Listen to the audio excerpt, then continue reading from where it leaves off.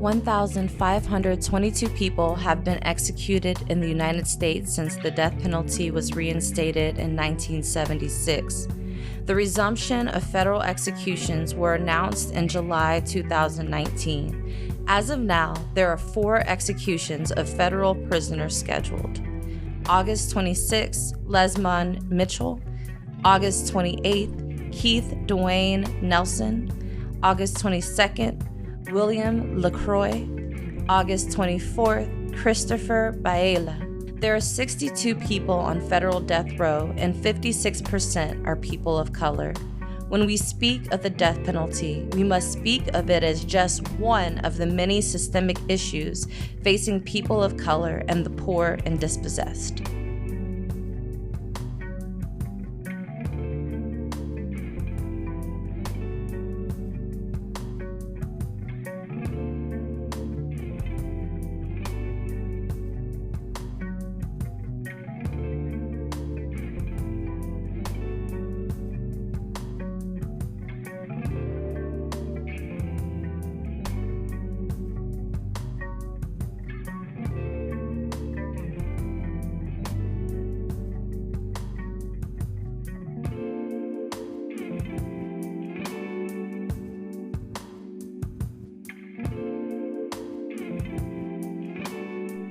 Peace, friends. My name is Sherelle Brown. I use she, her pronouns, and I'll be your host for this evening's program, Art of Innocence.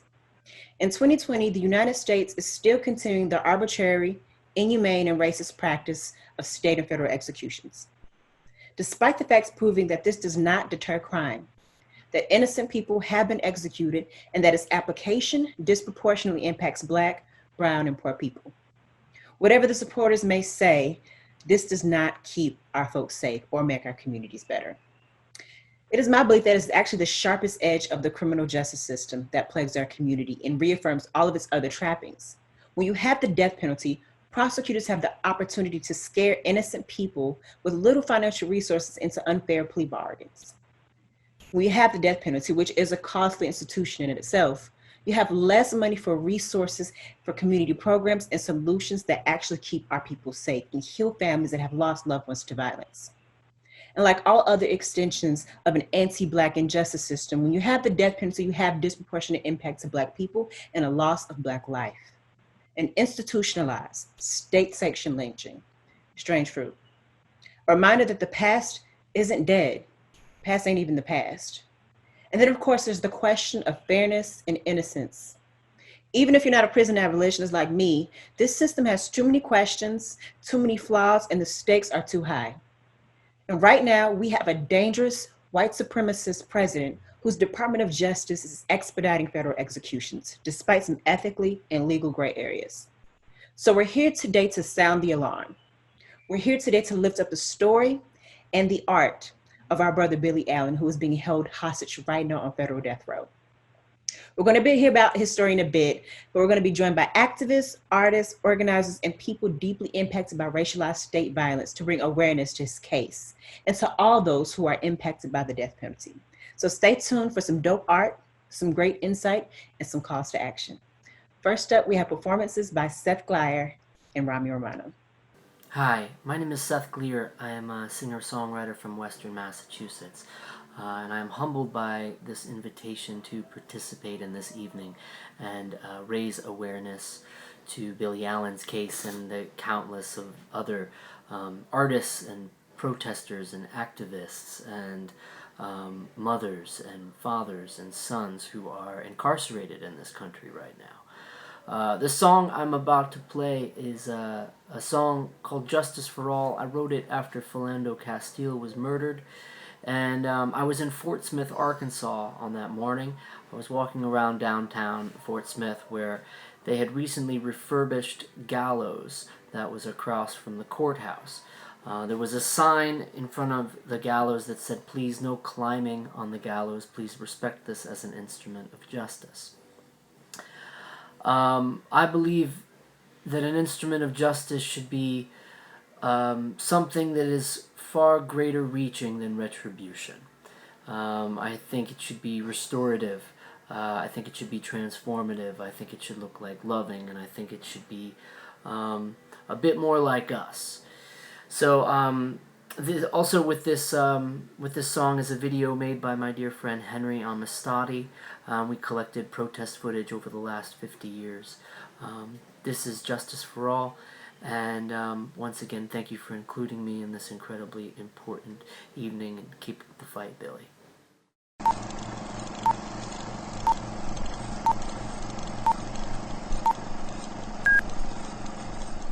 The tip end of the baton is placed in the left hand, palm up, and the baton is held firmly with both hands. The arms are now relaxed, allowing the baton to rest against the front of the legs. It is not good practice for an officer to raise and lower the tip end of his baton, or to slap it in the palm of his hand. These motions have no real psychological value.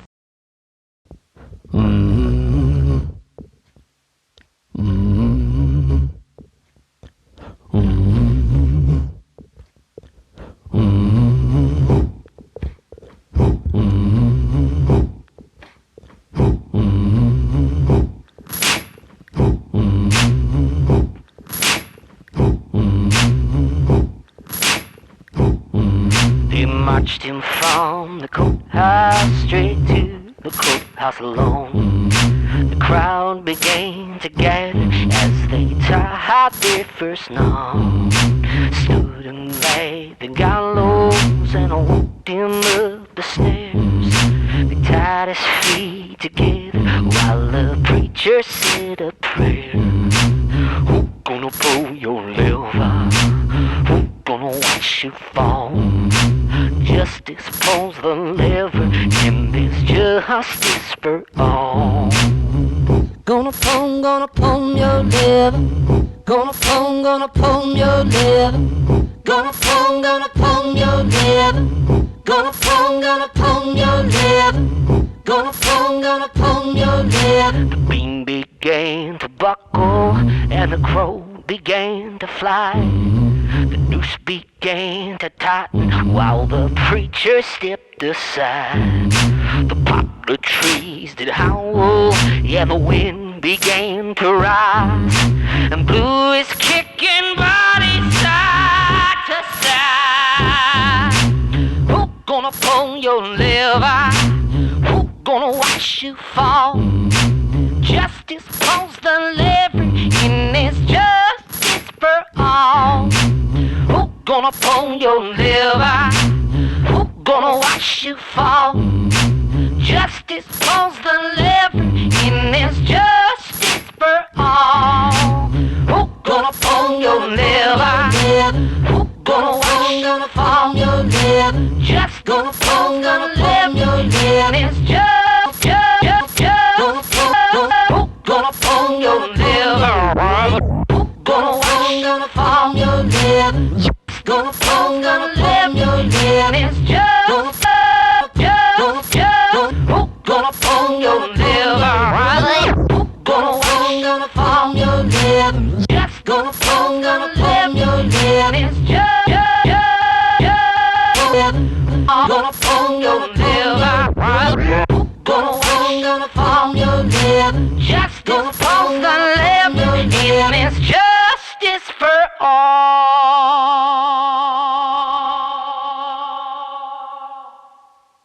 Hello, my name is Ramya Romana. I am a poet, author, and educator from New York, and I'm reading two poems today. One of the poems is actually not my own poem. It's a poem by Audre Lorde. It's called A Litany for Survival, and it's one of her most famous poems, so some of you may know it, and I just wanted to pay homage to her. I also want to thank Ciara, I want to thank Claudia, I want to thank the People's Forum for putting this together and continuing to constantly do the work. So thank you for including me as well. A Litany for Survival by Audre Lorde. For those of us who live at the shoreline, standing upon the constant edges of decision, crucial and alone. For those of us who cannot indulge the passing dreams of choice, who love in doorways coming and going, In the hours between dawns, looking inward and outward, at once before and after, seeking a now that can breed futures, like bread in our children's mouths, so their dreams will not reflect the death of ours.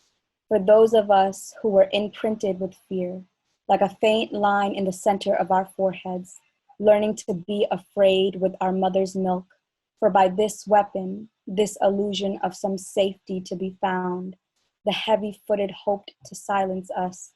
For all of us, this instant and this triumph, we were never meant to survive.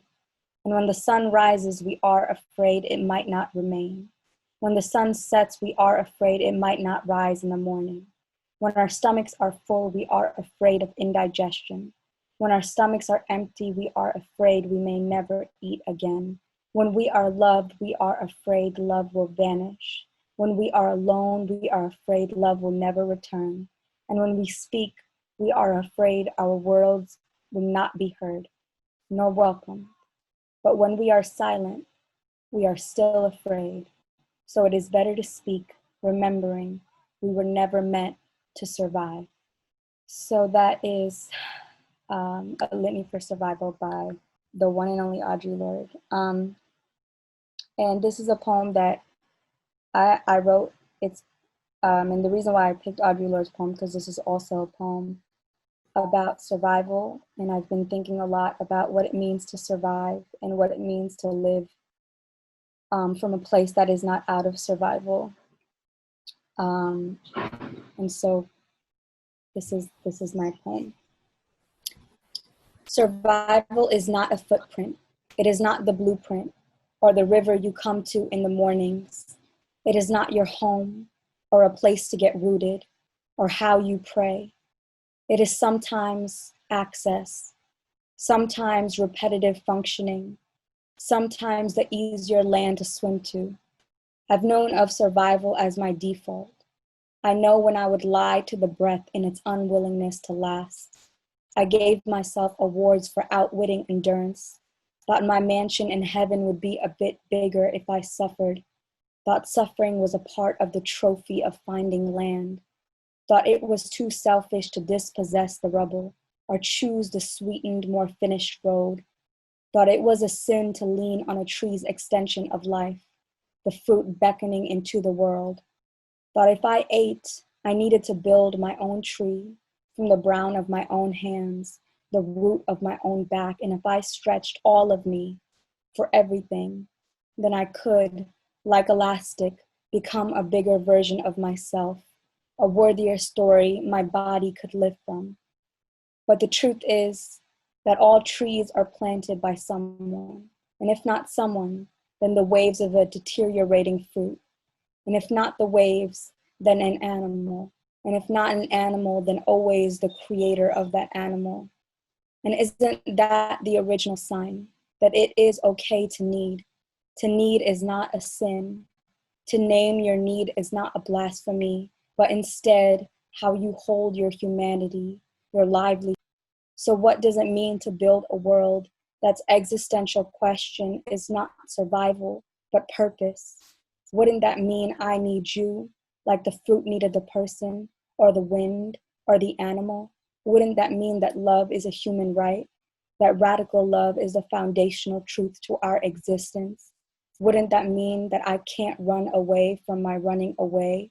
Wouldn't that mean that my hands begin when they surrender, when they fall facing up, fasting from the need to move, and say, take this cup, I trust you'll make it run over.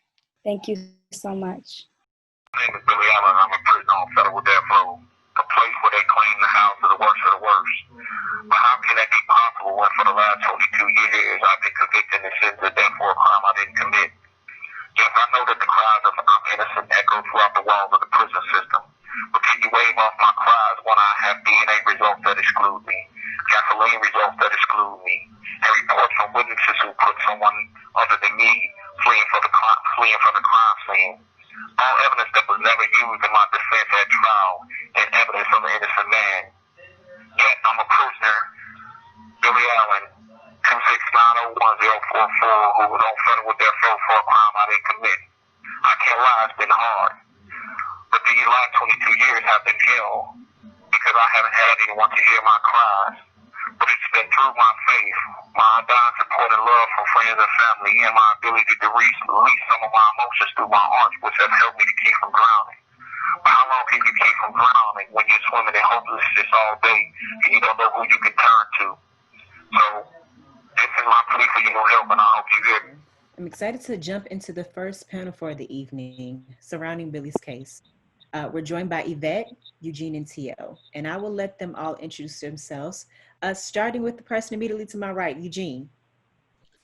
Well, thank you so much, Sherelle. I really appreciate it. And I'm just so honored to have the opportunity to be here and have the chance to share some words. My name is Eugene Perez. I am based here in New York. I live in the Bronx. I am a journalist with Breakthrough News, and I have been a longtime organizer going back to the early 2000s around many different issues, but certainly around the criminal injustice system. And unfortunately, I've had to put shoulder to the wheel on several different death penalty cases. But very honored to be here and very honored to add my voice to say free Billie Allen. Ashe, and we're lucky to have you, Eugene. Thank you for your work. We're going to pivot over to Tio. Give us a quick introduction, my brother. Hey, good day, sister. My name is Tio Sessoms. I am currently in the city of Sacramento, California. At 19 years old, I was wrongfully convicted for a murder that the Sacramento Police Department knew for an absolute fact that I did not commit. Chose not to do any investigations, and I was sentenced and convicted to life without plus 15 years. It took me 18 years to fight for my life to get it back. I am here. I am enrolled in school to go to law school and become a lawyer so that I can defend my people so that nobody will have to go through what it is I went through. So here I am. And we're so lucky, privileged, and thankful to have you here tonight with us, Tio. We know what the system does to folks, and I'm sorry, and also glad to hear that you're on the other side now advocating and fighting for our people. And of course, we want to hear from Yvette, my good sister Yvette, who I appreciate so much. We often talk about how we show up in support of our brothers. So Yvette, if you want to give us an introduction and then kind of tell us a little bit a background about Billie's story. Okay, I'm Yvette Allen, and I am the sister of Billie Allen. For the past 23 years, my family and I have been fighting to prove his innocence of a murder and bank robbery that he did not commit. You will hear from both his attorney and himself speaking about DNA evidence, gasoline report, alibi witness, and several other evidence that was never presented in his case. So that's just some of the things that my family and I have been fighting for the past couple of years. 23 years. Just trying to fight to prove his innocence. Wow. Billie's case is one I've been familiar with for a few years now. I've been doing some death penalty abolition work. In fact, one of my first jobs was at Equal Justice USA, Yvette, and I think when I was like 21, one of the first pieces of mail I got from someone was from Billie. It was a post artwork on it. I don't know if he remembers that. No, I didn't know that. So just, being able to be here today to support and fight for Billie is really important. And, we're familiar with this case a little bit. We know of some of the failings of the system and also of the counsel in presenting DNA evidence. Tio, I know you've had some experience in the system and unfortunately also been impacted by inadequate counsel. Can you make some connections for us between your case and Billie's and why it's important for you to be here tonight, sharing your story and talking about Billie's case? Okay. The issue with ineffective assistance of counsel, the commonalities that me and BA have together would be that attorneys come in, they're overworked, they're undermanned, and they just want to get the case moving. I had an attorney that I saw very rarely, and I told the attorney about alibi witnesses in Oklahoma. I told the private investigator that I had about the alibi witnesses in Oklahoma. The private investigator told the attorney about alibi witnesses in Oklahoma. The attorney told my PI, don't worry about it.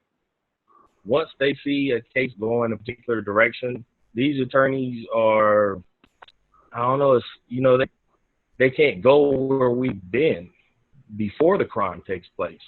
So in order for an attorney to properly represent someone that is incarcerated that does not look like them, they need a thorough education about, especially about what it is to be Black and falsely accused, and police officers making the crime stick. You know, the police, they have their job. The prosecution takes whatever the police gives them. But the attorney is not supposed to be behind closed doors working with the police and the district attorney. What deal can we get this person? How can we make this not hurt as bad? Or in BA's case, let's just swing the axe. Wrong is wrong. And this is a practice that is common. I'm in the state of California, and my company is named Trend Consulting, LLC, right here in Sacramento. And I'm getting letters and emails from people across this country with all the exact same issues. How can that be? All of them go to law school. All of them heard the same stuff that I'm hearing now through criminal law professors, and they still don't have a spiritual spine or a conscience. I mean, I understand the these same police officers are seeing the exact same attorneys day in and day out, but that doesn't mean you guys are that good of friends to where you can cross this person up on the stand to get this case thrown out and you go get the actual person that did it. Wow. You know, I'm just here to call a ball and strike a strike. Wow. So we're talking about people who are colluding together sometimes. The sort of good old boy network that happens sometimes in the courthouse. And I've also heard of instances where people's, counsel has fallen asleep. Sometimes, we can't just talk about ineffective counsel, because sometimes it's young lawyers who mean well, who are tired, who are underpaid and under-resourced, who have a huge caseload. Eugene, I want to bring you into the conversation here. As an organizer and someone who's worked on the death penalty, aside from issues around tell us a little bit about what's going on there with litigation and support around effective counseling for folks who are on death row, and what are some of the other things folks are up against in your experience with working and writing about the death penalty? No, I appreciate the question. And I think it's, the way we are taught to really interact with the legal system is like law and order, you know what I mean? And the idea that justice is quote unquote blind. And, at the 50th minute mark of the TV show, some evidence will come out of nowhere and you'll be able to get someone off. And I don't think people recognize the tremendous amount of legal hurdles that are put up in front of individuals. I don't think people know that you can actually have evidence that you are in fact innocent. But if it was not brought up at the appropriate time in the appropriate way, technicalities can actually keep that evidence from being heard. And this is consistent, certainly across the legal system, but we see this all the time in the death penalty. And I think a lot of people have been talking in the past few years about the crime bill. We should also talk about in the context of that at the federal level, the Anti-Terrorism and Effective Death Penalty Act and similar acts that took place in states all over the country in the early to mid-1990s, late 1980s, where the whole goal was to make it more difficult for people to appeal. And the idea that was put out there was this completely false, completely discriminatory concept that there are all these, so-called criminals who are just jamming up the legal system with these frivolous claims, and we have to do every single thing possible to make sure they can only make X number of appeals or Y number of appeals. So we're at a stage today in 2020, where it can be extremely difficult if you have ineffective counsel or, some evidence, just the way it was done or the way it was brought in at the various levels don't come in. It can be very difficult to get your case heard if you're at the state level to try to reach the federal level for a higher level of appeals. So, I mean, just the hurdles in themselves are so huge. And I think that Tio really hit it on the head, that one of the biggest challenges that exist is the system in a way is set up for people who are innocent or anyone to be convicted.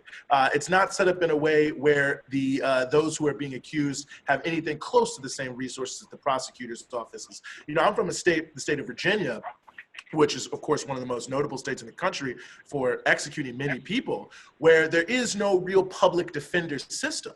And so the court just fines people, they pay them certain amounts of money, and, you know, you have people, you know, some, whatever. The point being is that you don't even have a system set up to defend people. It's just a toss of the coin. There's states like Louisiana that, you know, essentially make it impossible or make it so unattractive for lawyers to even take cases. You have this long backlog and many of the things that we've heard. And I think when we look at taking one step back, it's not that surprising.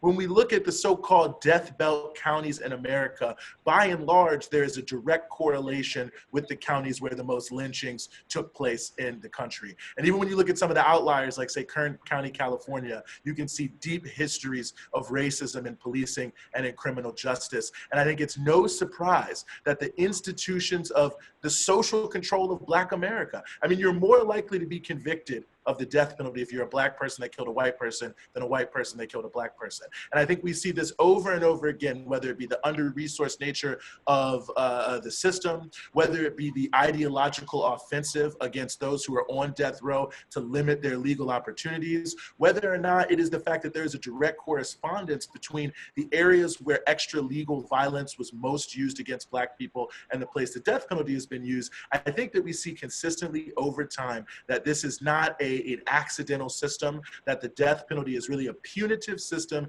designed on purpose to send a message. And it's designed to send a message to certain people and certain communities that are deemed to be more criminals than others. And I think that's how we've seen it play out over the years. That's unfortunately how we see it play out now. And I think this is a tremendous opportunity here in the case of Billie Allen and all these other cases to really just expose the total injustice of the system at almost every single level.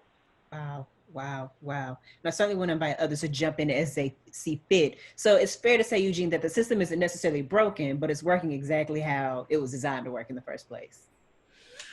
I think so, exactly. I mean, there's no way, how could it be accidental in a way? I mean, if you wanted to set up a fair system, you would have, you know, an adversarial system of attorneys. It would be super well funded. You'd have as many investigators and defenders as on the prosecutor's side.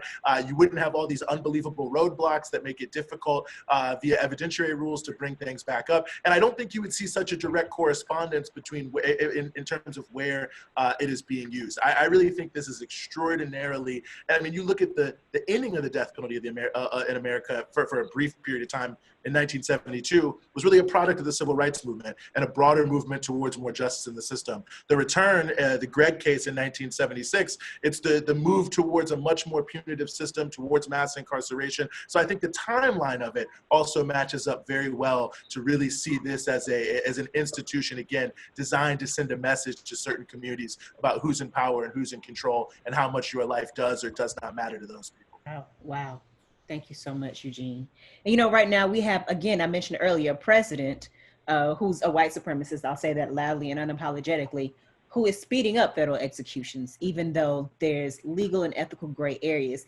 Yvette, I want to bring you back into this, sis. You know, we've seen, you know, last month for abolitionists was a very tough month. I think we had 3 to 4 executions happen back to back to back. Somewhere the death warrant was already expired. So I want you to talk to us a little bit about, you know, the process right now. How can folks support Billie Allen? What's the call to action? And how can folks support your family? Because you've been shouldering so much responsibility in work and leadership. And we thank you for that. And we also know that's no small task. So how can we show up for you? Right now, the only thing we're really asking for people to do is, you know, continue to show the evidence. You know, I brought literally a stack. This is just some of the evidence right here that we have. You know, this is the DNA. You know, I'm not asking people to help him just because I'm a sister and I love my brother and I don't want to see anything happen to him. I'm asking people to help because the proof is here, and they won't allow it to be seen. So I'm just asking people to continue to follow him, look at the website, look at all the evidence. Like I said, we're not asking, I don't want anybody to just take my word for it or his word for it. I want people to actually look at the information. Like I said, the DNA, they found DNA at the crime scene. It was tested against the victim. It was tested against my brother, and it was tested against the so-called co-defendant, and it all came back negative. So there were only three people. Well, there was only one person, injured during the commission of the bank robbery and murder. So where did the blood come from? Because that was the only person that was actually injured. Wow. There was an alibi witness there who placed him there at the time of the crime. He said he was literally there to pick up his check. He told them that he was there. He said, as soon as I walked into the mall, he was there with a group of friends talking. And I just so happened to have ran into him when he was, when I was picking up my check. He asked the police officers to look at the surveillance tape, and they never did that. And in fact, like a lot of people aren't aware, these particular police officers are currently, one of the officers is currently incarcerated for something he did to another suspect. The officer is also on video camera talking about, trying to plant a gun on a suspect. There's another officer in another case who is barred from presenting any evidence because of police misconduct and falsifying police documents. So the proof is here. It's on the site, and we're just asking people to take the time to look it over, share it with people, and just continue to say Billie's name. Wow. So the DNA evidence came back negative in Billie's case. Officers involved were caught up on misconduct charges. Wow. Charged with planting a gun. They didn't check their surveillance, and yet still there's been no reprieve. Wow. What's the website folks can check out to read more about the case? www.freebillyallen.com. Awesome. We're going to go there, right, family? We're going to check it out. We're going to read the information, and we're going to take this call to action seriously. Tio, my man, future lawyer, attorney, advocate for the people. We know you've been on that side of things where Billie Allen is right now. You're here with us today. You talked with such passion earlier when we were kind of doing introductions about the work that you want to do going into law school. I want to know a little bit more about that. How can we support some of the work that you want to continue to do? And what are your visions for a more just society? Are we talking about a world without the death penalty? Are we talking about a world where, the death penalty is just tinkered with a little bit and reformed? What do you want to see happen with the system? Wow, Sherelle, that's a number of things going on right now. The death penalty, I am 100% against for so many reasons. One, the main one is in cases like Billie Allen. DA is sitting in prison right this minute for 23 plus years fighting for his life when none of the evidence points the finger to him. The issue right now that we're having is any and every attorney that I do know, even the lawyers here in Sacramento, what we all need to do as a collective is, if you know an attorney, see if they will write an amicus curiae in order as a friend of the court to help Billie Allen with his case. He needs as much attention as possible because, for one, he's going before the last appellate court that there is in this land, which is the United States Supreme Court. I've been there twice already. and trust me, the whole time I was holding on to the edge of my seat. The biggest issue the main issue why I am becoming an attorney, because this wasn't my childhood dream. I went to prison at 19 years old and 18 years, so I basically raised myself in that system. I had to learn the law. From case law to how to write a habeas corpus. And I tell you, I should have, the habeas corpus, the initial habeas corpus that I had written, my trial court judge should have granted, but he nitpicked at every single little thing to tell me no. I even used a case law called Missouri versus Seabird, in that habeas corpus that I had written here in Sacramento Superior Court, and the judge told me that Missouri v. Siebert does not apply to me and gave a line of reasons as to why. And then when I go to the Ninth Circuit Court of Appeals here in Sacramento, in San Francisco, they use Missouri v. Siebert to cut me loose. And it's like, how can a layman like myself, sitting in prison where everybody assumes people in prison are idiots and are doing push-ups and all that other stuff and talk about all the crime we're going to do when we come home, that's a farce. Well, what everybody in prison is doing is they're preparing for when they come home so that they never have to go back. I know I did. And I didn't hang out with people that were going in the other direction. So when speaking to BA about what my plans are to become an attorney, I want to build one of the most conglomerate powerhouse law firms this country has ever seen.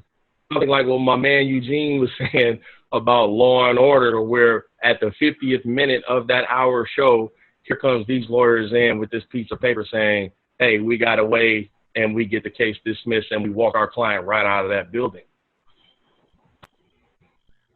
I feel like I just went through a law class right there with you, Tim. I can't hear you, Sherelle. Say that again. I couldn't hear you.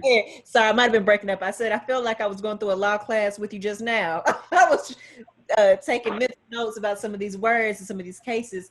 Hopefully those out there who are preparing for a legal career or who are interested in the death penalty are listening and taking notes and heeding your words and thinking through how they can also support. We're going to close up here in a second. I want to give folks a chance to make one closing statement, call to action, shout out to Billy, whatever you want to say. And we're going to start off with my good brother, Eugene. Well, first of all, thanks again. And I really appreciate you, Yvette and Tio. Such an honor to be here with you, Sherelle, as well. Absolutely free Billie Allen, and we can win. That is my message to you. We can win. Everything that seems impossible can be done. But we've seen overall the death penalty over the past 10 years. More and more people are against the death penalty. More and more states, more and more counties are stopping to use it. More and more people are out there who know this system is unjust. And if we can let them know what's going on with Billie Allen, they will get behind this case. It's maybe one of the least reported on issues when it comes to prisons and mass incarceration, that the tide is turning against the death penalty. People want to know about those who are unjustly in prison, and they want to fight with us. So I encourage everybody, go to the website, find 5 people this week who didn't know about Billie Allen, tell them about Billie Allen, get them involved as well. I believe we can win. I know we can win, and I'm just so honored to be here alongside all of you and your amazing stories and your amazing work. Thank you so much. Will win. So y'all got your first call to action. Go find 5 friends, let them know about Billie's case, and visit the website. Tia, what you want to share with the people? Okay, so my call to action, Yvette Allen, I sincerely appreciate you being the person that you are and giving me the opportunity to speak on behalf of your brother, Billie Allen. Sherelle, thank you very much for being a great hostess. And my man, Eugene, that was a good idea. A lot of people that do not know about BA, tell them about them. Okay, so my call to action would be any and everybody that knows one attorney, tell them about Billie Allen. See if they are willing to write a friend of the court, amicus curiae. Believe me, if I was in law school right now, I would write it, but I can't based on the fact I'm not an attorney. And allow them to see all of the evidence that they do not have in regards to Billie Allen that points in a completely different direction, and tell them why the attorney needs to step up. What this country needs at this moment are attorneys that have a spiritual backbone. Yes, we all got bosses. We all got somebody that cuts the check. But in the end of the day, you have to go home, look in that mirror, see yourself, and know that what you did today was either worth something or worthless. When I do become an attorney, I promise you I will come back on your show, Sherelle, and I will be exactly who I said I was going to be. While I was incarcerated, there was not a day that did not go by I knew for a fact that I would be home. I have that exact same vision for BA. If you guys ever get an opportunity to go back and listen to everything that he said, I'll give him right now. The reason why he was talking fast, I did as well. My mom used to tell me, slow down. I couldn't understand nothing you just said. Is because he only has a 15-minute grace period on that phone call, and he's trying to get all of his thoughts out right then and there. I sincerely hope that people do choose to stand up for Billie Allen, and we all link arms and pull him back home. Yvette Allen, it is sincerely a pleasure to be able to assist you in any way I can for your brother, and from the Sesame family here and Tring Consulting, LLC, and Empowering Pops here in the city of Sacramento, California. We salute you and we back Billie Allen. Thank you. Thank you, T.O. I don't have a talk show, but we're going to claim it just like we claim this law degree. And so I'm excited. Well, see, I just spoke that into existence too, sister. Sister. Feel me? To borrow from a proverb, I think the system tried to bury you and didn't know you were a seed. So we're excited to see you flourish and grow and fight back, and we're here fighting back with you, brother T.O. Lastly, my good sister, fighter, champion, Yvette, give us a good closing word for the panel to the folks. So I just want to thank you all so much for your work tonight. It was so encouraging. I can't wait to get off of this call to write Bill immediately to let him know this type of support he's getting right now. He's going to be overwhelmed. And Eugene, thank you so much for your call to action. I'm actually going to pin people to do it. I want 10 people to do it. So I want them to use their voice, their platform, and their power, to speak up. And like I said, this event is not just about Billie. There's so many bills here. Perez is innocent. Lift up his voice, say his name, go research him, find out about his case. He's another person that's innocent on death row. There's so many others that I can mention, but just make sure that you're learning about other cases as well and supporting. These people need support.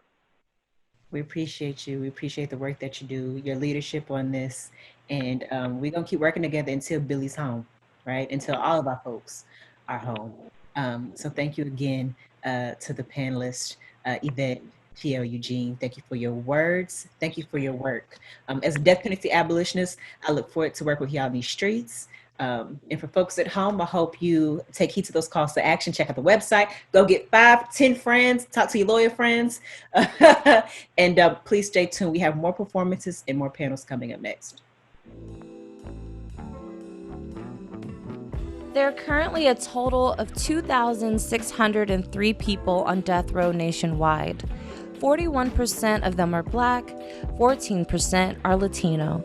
The death penalty is a violation of international human rights law that states that nations must recognize the right to life. 17 of the 34 states that practice capital punishment do not allow any physical contact with their families and friends until the weeks leading up to their execution. We must demand and protect our people's right to life.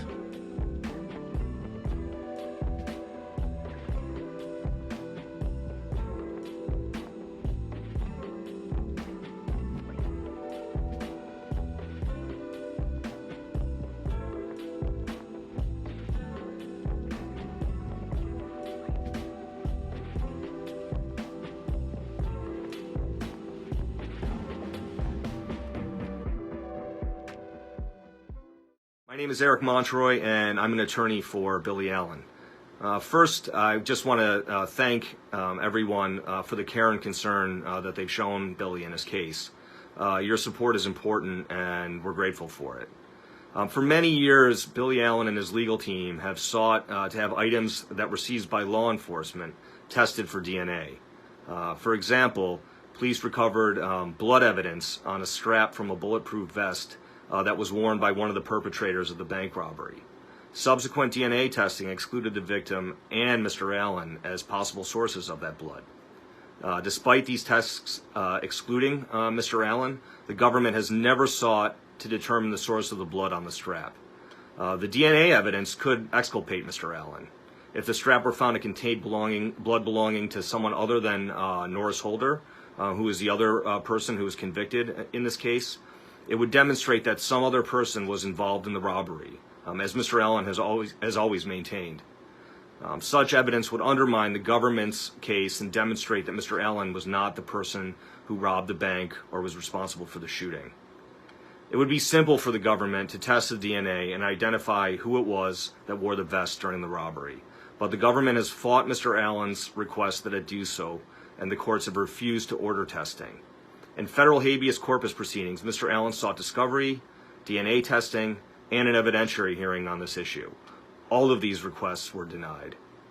Billie has thus been denied the basic means of determining the identity of the robbers. No person should face execution where such important questions are within the government's reach, yet remain unanswered. The government should test the DNA. There is no good reason not to. Thank you once again for your time and your concern and your support for Billie Allen. We really appreciate it. Thanks.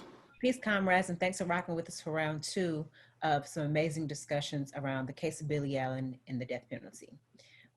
As Yvette Allen, the sister of Billie Allen, pointed out, both in this program and in the planning of this program, this isn't just about Billie's case, but all those who are impacted by the death row. So we're joined tonight by Delia, Aisha Salam, and Derrick.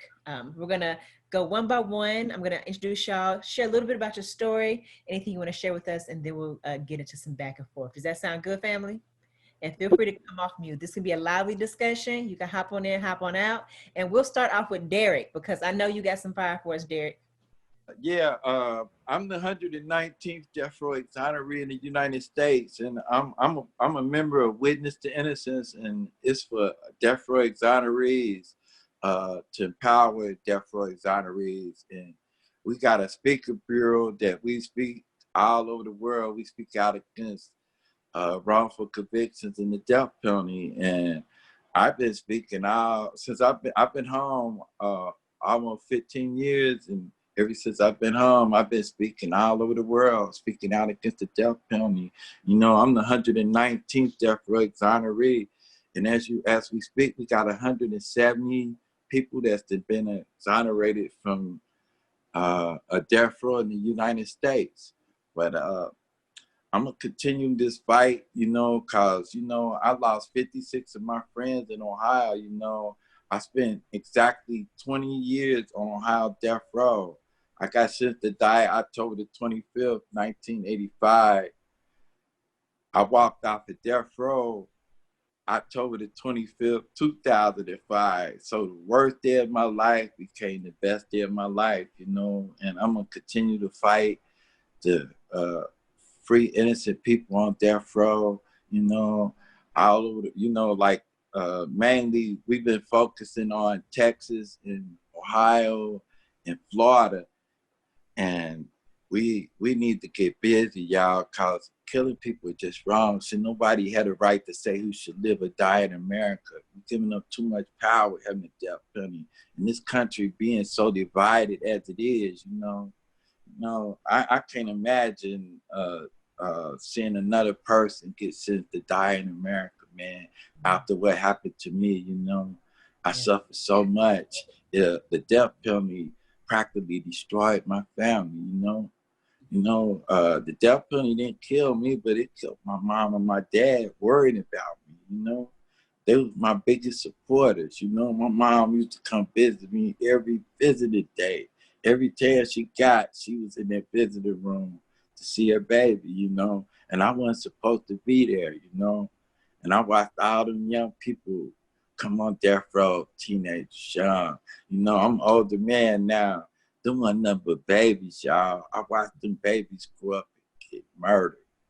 So we got to do something about this, you know. This is just having the death penalty in your state is just heartless, you know. We gotta let people know it's just wrong, man. And then we just gonna continue to fight. We're gonna continue our fight. Thank y'all. I don't want to talk too much. Well, it's all right, because we'll get more opportunities to hear from you, Derrick, because there's a lot I want to revisit in what you shared just now. But I do want to say we're so glad and thankful that you're here with us tonight, and continuing to fight for those who are still being held hostage inside. Next up, I want to go to my dear sisters, Aisha and Delia, who I've gotten a chance to do some work with. I'm so thankful for y'all's presence here tonight. Aisha, would you mind sharing a quick introduction and why you're here with us tonight? Sure. Hello, everyone. I am very honored to be here. Usually this is something so near and dear to my heart, this whole entire issue, unfortunately. My brother in 1989 was convicted of something that he did not do, and part of the exonerated five, which back then was known as the Central Park Five. And if Trump had his way, some of these boys who were 16 or older, they probably would be on the death. They would be probably executed today, you know. So this is something that is very, very. It hits home. You know, there are so many people who are in prison today who shouldn't be there. And when you think about, you know, a lot of times when you're talking to people who haven't gone through this type of a thing, they don't really understand that if we're allowing people who have been put in prison, then that means that the perpetrator, the person who committed the crime, is still out there, probably still doing crimes, probably still hurting people and killing people. And we're not looking for them. We're not connecting the dots like we need to do. They're not doing their jobs, you know? So for even just the smallest amount of just wanting to really catch the perpetrator, everyone needs to feel like this is something that is important to them. And just like in my brother's case, with the Central Park Five, there was someone who was out there killing and raping people who was still out there killing and raping people because they had the wrong five in prison, you know, so, and it happens all the time. So definitely something that we fight for, my entire family fights for today. We have an organization called Justice for the Wrongfully Incarcerated. We have 2 bills that we're trying to get passed, and they are part of, the bill names are the Wrongfully Conviction, Wrongfully Conviction Recovery Act. And these are 2 bills that are out there to just basically try and help those who have been put in situations like this and who are now either out of jail, to try and make them whole again.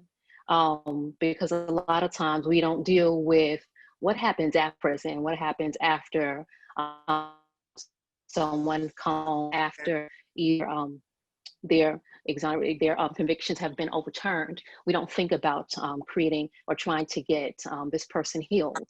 We don't think in that way. We just say, you know, okay, go on about your business and go on about your life. So that's what those 2 bills are about. We are definitely trying to fight for more, because our next bill, we really want people who have been the lawyers and the police officers, the prosecutors, all of those people who have done these things to these people, who have wrongfully put these people in prison. And in most times, there's already evidence out there that these cases aren't really as black and white as they seem. They really need to be held accountable. They need to be put in jail. You know, that's just really the bottom line. If we really want to change something, we really need to really penalize the people who are doing these types of things to us. So thank you for being that's all I got. That's a lot. And I know you've been busy, my good sis. So thank you for all the work.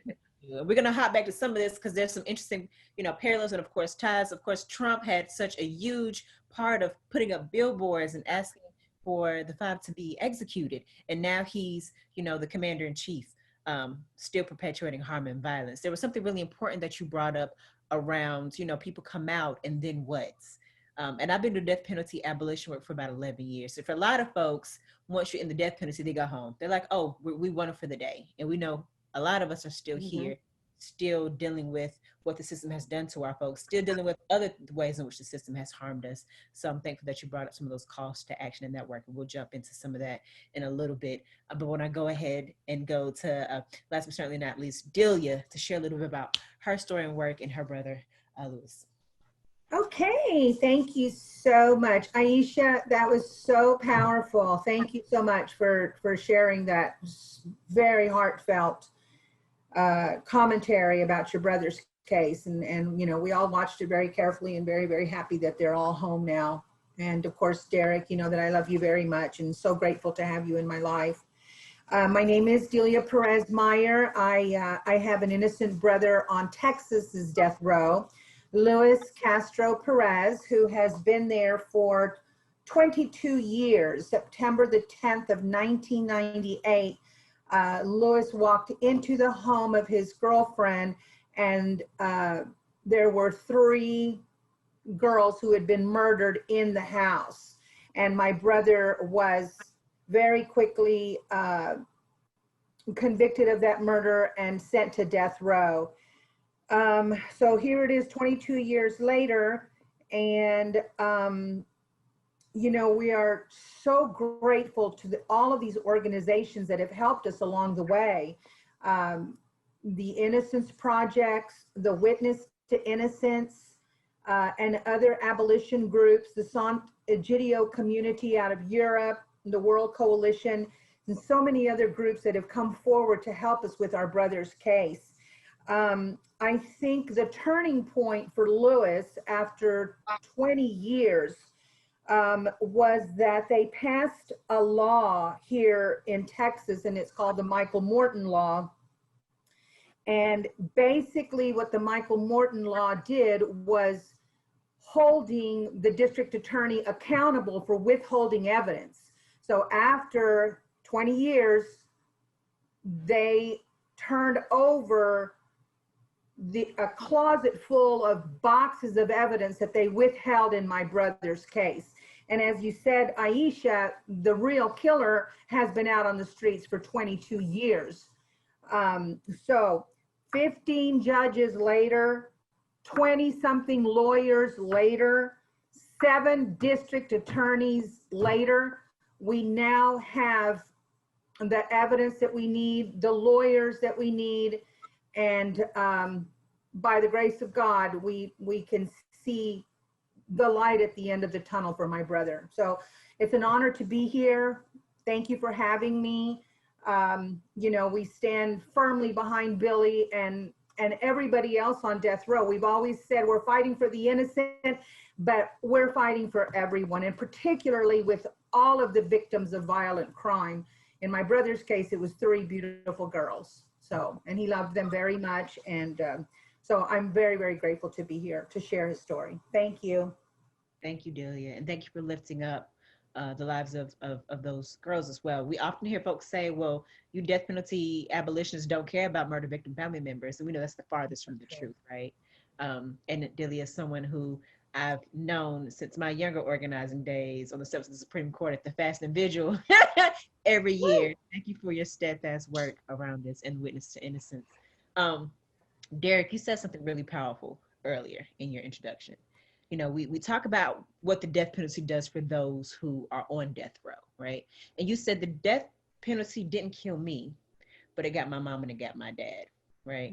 And so I want folks to talk a little bit about the impact it has on the family members who are left with advocating, with fighting, and how the death penalty not only impacts those who are inside, but the families, and it reverberates out into our community. And so, Derrick, I'm gonna pause that to you, but feel free if anyone wants to jump in on that question. It have a horrible effect because mostly all my friends, the first person was to go with their mom. You know, their mom and dad, they lost their parents, you know, because their parents be out there fighting for them and they be suffering. And you can't imagine what they going through, because I know what my mom went through. My mom rounded up all her college friends and everybody. She had everybody behind her, the community and everybody, you know. Cause you know, when I was on death row, everybody found out about me because I had one of the worst cases in American history. The prosecutor and the homicide detectives in my case withheld 35 pieces of evidence. Yeah, did you hear what I said? 35 pieces of evidence. You only need one new piece of evidence to get a new trial.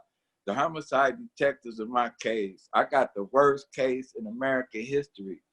You know, they withheld 35 pieces of evidence, you know, and they had all of these witnesses that saw what happened.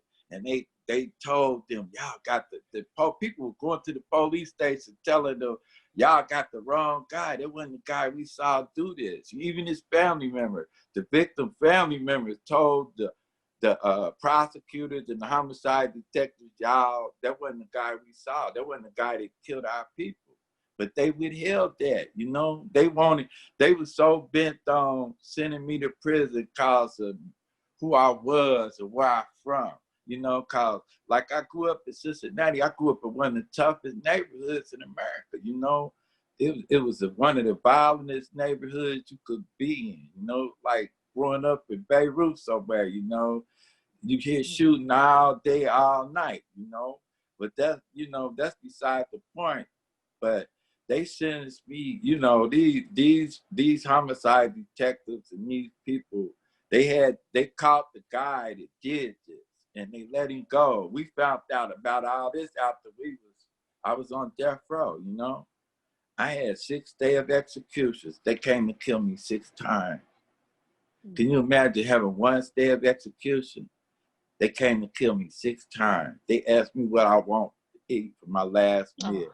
What I wanted for my last meal. Can you imagine that? I wasn't even thinking about no food, man. But what I was thinking about, the fact that what they were doing to me was having on my family, you know, because I knew my mom and all my family members and friends watching that on the news, because the media was everywhere at the end, you know.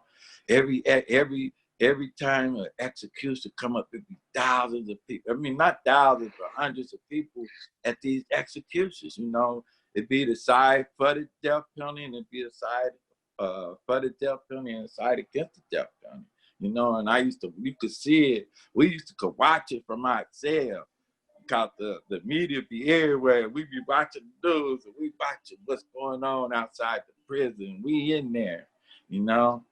But they executed 56 of my friends since 1999 when a young man by the name of Wilford Berry, he volunteered to be executed. And it's like this dark cloud came across the state of Ohio. They started killing my friends one after another. The day I was walking off the death row, after doing 20 years of Ohio death row, the day I was walking out, they was preparing to execute my best friend, William Williams, little lip. He sailed right across from me, you know. That was my best friend, man. Little guy, he wasn't even 5 feet tall, you know. But they were preparing me to leave, and they were preparing his execution. Ain't that something? The same day I was leaving out, the best day of my life, they were killing my best friend the same day. So sorry, Derrick. Yeah, that's horrible, you know, but I got thousands of horror stories to tell about what happened because I was paying attention when I was on death row, man. And I wasn't in jail. You know, I always tell people, a lot of other people was in jail. I was in hell. Very well known. Yeah. Thank you so much, Derrick. And we're gonna fight Thanks. for them. And as the death penalty abolished, I'm gonna say we got our eyes on Ohio, and we will be repealing the death penalty in Ohio next year. Yeah. Delia, I'm gonna come to you. I see Roderick has jumped on the line. Welcome, Roger. We're so thankful to have you. Hey. In the middle of discussion, but you are right on time. So if you want to pop in, give us an introduction, a little bit about your story, and then we're gonna get back into some of the questions and discussion. All right. Well, I'd like to say hello to everybody. My name is Roderick Reed. I'm the brother of Roderick Reed, an innocent man on Texas death row. We've been fighting this nightmare, this injustice for the last going on 24 years now. My brother was wrongfully convicted of murdering Stacy Stites, a 19-year-old white female at the time that he was in a relationship, and a lot of people knew about it. But she was engaged to a police officer at the same time, and he found out about it and threatened to kill my brother. But at the end of the day, he ended up killing Stacy and set my brother up for the murder of Stacy Stites. And there's still DNA that has not been tested in this case. There's witnesses that have not been called, like alibi witnesses. There was police misconduct involved in this case, prosecutorial misconduct involved in this case. We had not had justice from the day one. My brother had an all-white jury. He didn't have a jury of his peers. He had shoddy representation. His public defenders at the time seemed to lay down on the job, seemed to don't care. All they wanted was a check because at the end of the day, they didn't challenge anything that the state presented. And the only way we did get some DNA testing in my brother's case is because my brother demanded that they test the beer cans that he seen in the crime scene photos. And at that time, everybody was saying, his lawyers, well, that's nothing but garbage on the ground. When he took it to the prosecutors, that's nothing but garbage. When they went to the judge, that's nothing but garbage, but we'll allow it. Not knowing that that would later on implicate police officers into this crime. Their DNA was found entangled with the victims on those cans, but that was not even admitted in court.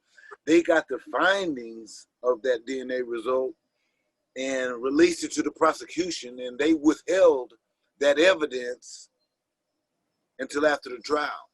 So the jury, the all-white jury, should I say, never got a chance to even hear that. They never even got a chance to hear my brother's alibi witness. That he was, those things, there's DNA evidence right now that is locked up and here in Bastrop that has not been tested. And where do you put a person to death without, going down all avenues, without turning over all stones? You know what I mean? Where do they do that at? And apparently they're doing that not just here in Bastrop, but they're doing that all over because of lack of respect for who we are as human beings. They don't believe we deserve equality and justice, but I'm here to say today that we do and we will and we shall have it. Just as we shall have, justice for Stacy and freedom for Rodney. So that's a little bit about my brother's case. And it goes deeper. We've been fighting, like I say, for all these years. And going out advocating. Me and Brother Jamison here, we done been at several events together. Suja Graham, I'm talking about. I've spoken with and worked with a lot of exonerees, a lot of family members. And one thing about it, and two things for sure, we all have hope and we all have faith that we can and we will make a difference. And that's the reason we're doing this today, because of that hope and that belief that we have. And that trust in God that we shall overcome. We shall get victory. This is a shame that, here in 2020, we're still fighting racism. We're still fighting, we're still behind the line. We're not even close to being equals. And it's a shame. But at the end of the day, the only way we're going to make a change is for us to come together as we're doing and be dedicated.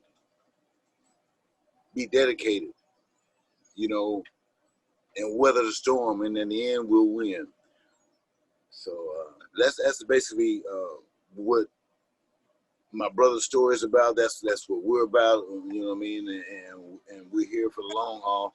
Even after we get Rodney home, we're going to be out here advocating for truth, for right, for justice, for everybody, because we see that we have a long way to go, and we need all the help and support we can get, and it starts with us. So there it is. Okay. Well, we thank you. We thank you for the work that you're doing for your brother and all the folks who are inside right now. And for folks at home, you don't see her on camera, but you see her name, Wana, is a good sister who's also been diligent in these streets and fighting for our people. Yes. Yes. Very. And there's been a common theme I'm hearing tonight. I heard in the story just now that you mentioned about Rodney is the theme around not checking evidence, of ineffective counsel, of witnesses not being called. And it's just, you know, so infuriating. Delia, I know you were trying to get into the conversation a little bit of ways ago, so I'm going to go ahead and hop over on to you. Okay. Well, for the Reeds that are just joining us, the question was, how did this affect our families? And Derrick was talking about the loss of his mom. Well, my mother also had a heart attack and passed away within a couple of years. And Rodney Reed's father also had a heart attack.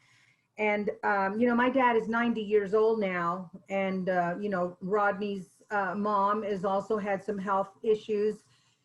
So, you know, people don't realize that this is such a traumatic and emotional event that it manifests itself physically, just the sorrow and just, you know, the horrors of what has happened, not only to us as innocents, but to the victims. You know, in our case, there was 3 girls.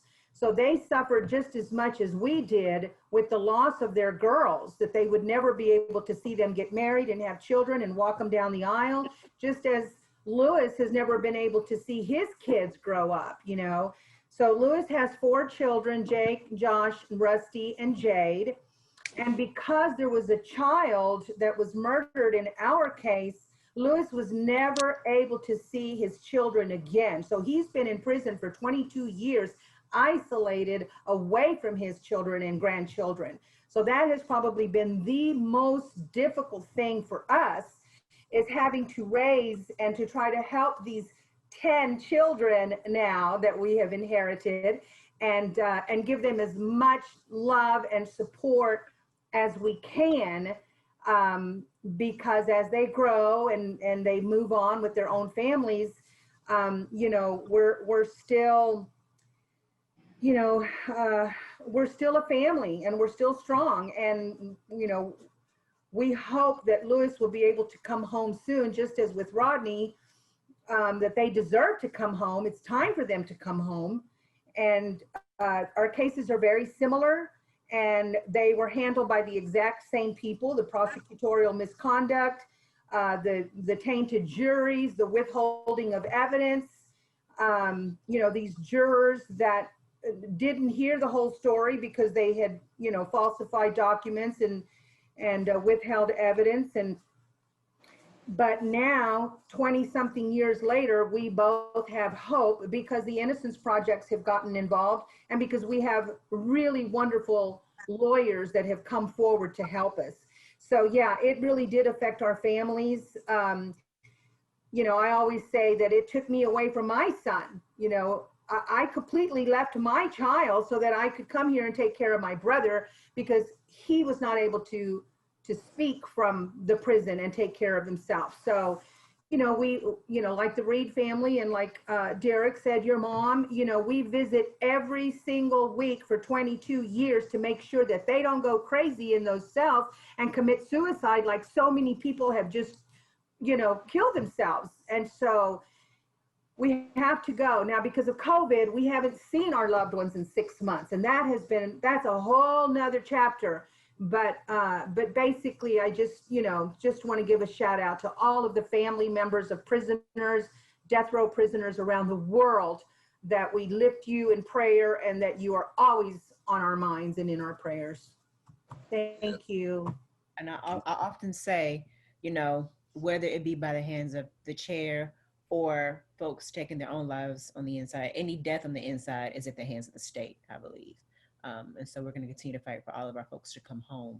You know, there's one thing, and I'll bring Aisha in to answer this question first.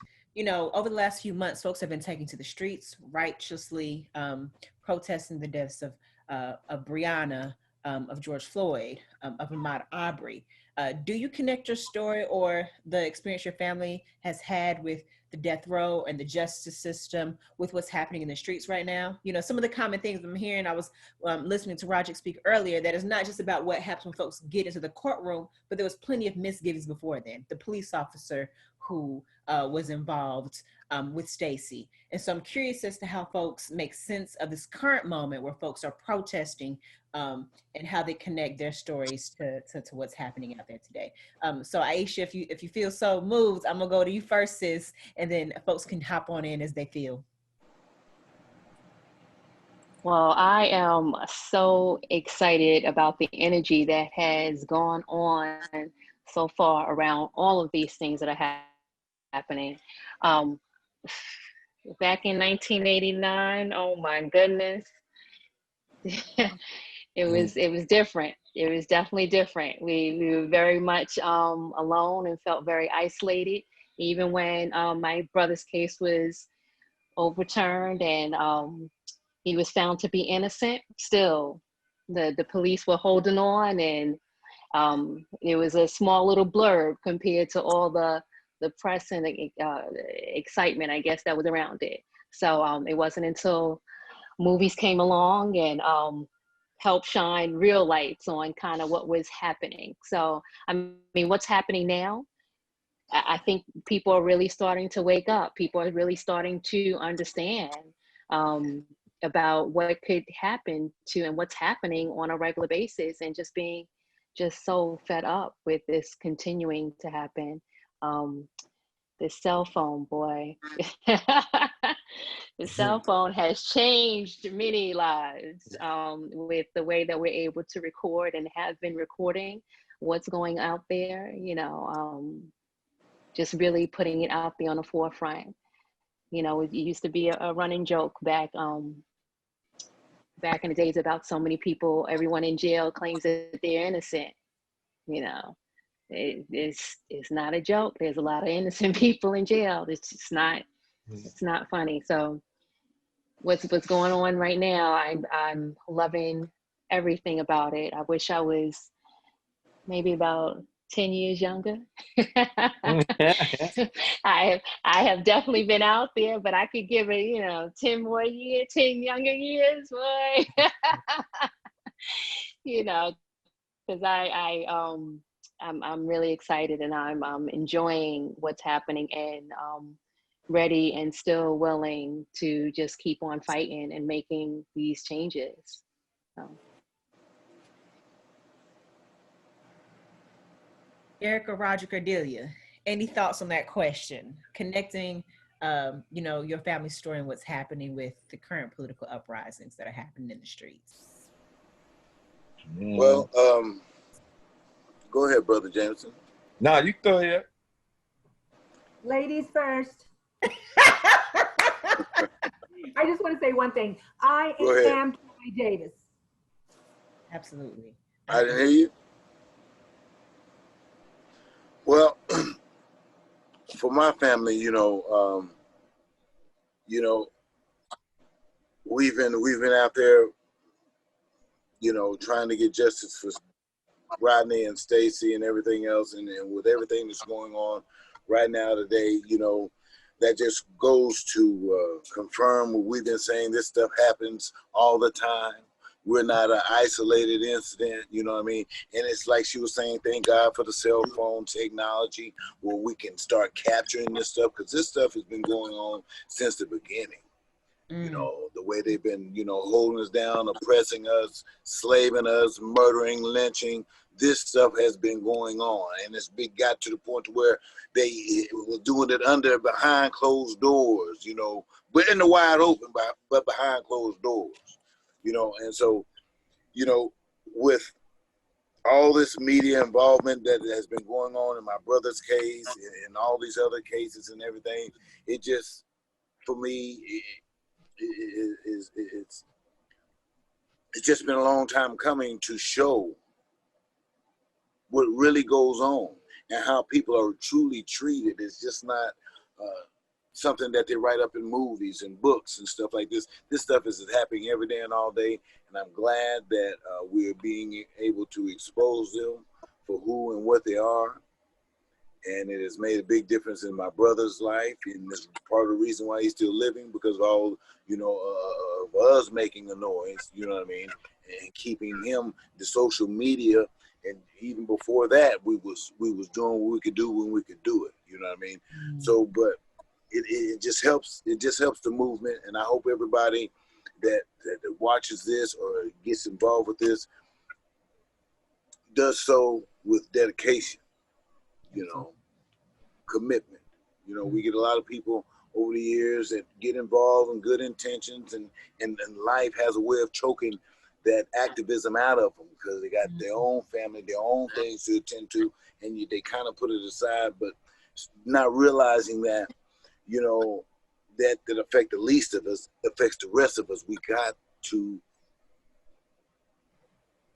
just stay focused, stay dedicated on making a change out here, and I believe social media is a big way to do that, and ride the waves when we can ride them and use them to our fullest power. You know what I mean? That's what I believe, and that's what my family is trying to do along with everybody else, I hope. Yes, shout out to the hashtag, and we're gonna get the hashtag for all y'all's cases that we can elevate in a little bit. Yeah. But Brother Derrick, we're gonna let you close out on this question, and then we're going to wrap around and allow folks to give a call to action or a final statement for folks tonight. All right, go ahead, Brother Derrick. Okay, so you was asking, like, how do I feel about the actions that's going on now? I've been dealing with that all my life, sweetheart. I got about 30 friends that's been killed by cops in America. I mean, in Cincinnati.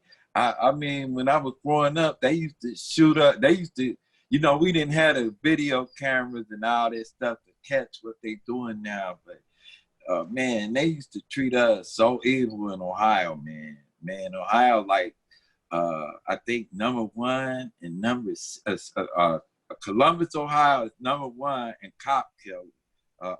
cops killing individuals. And Cincinnati, my city, it's like, I think, like #6, 5 or 6. Man, and I know most of them guys, when I was growing up, man, when I was a teenager, they was killing my teenage friends, man. And they wasn't nothing happening. There wasn't no protesting, none of that.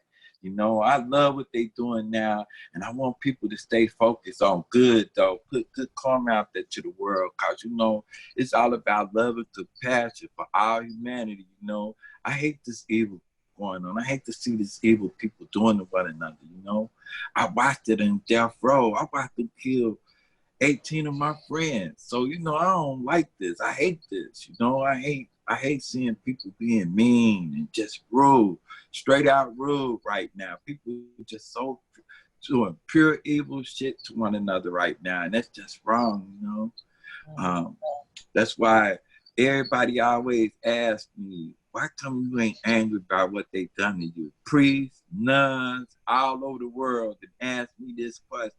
Why come you ain't angry?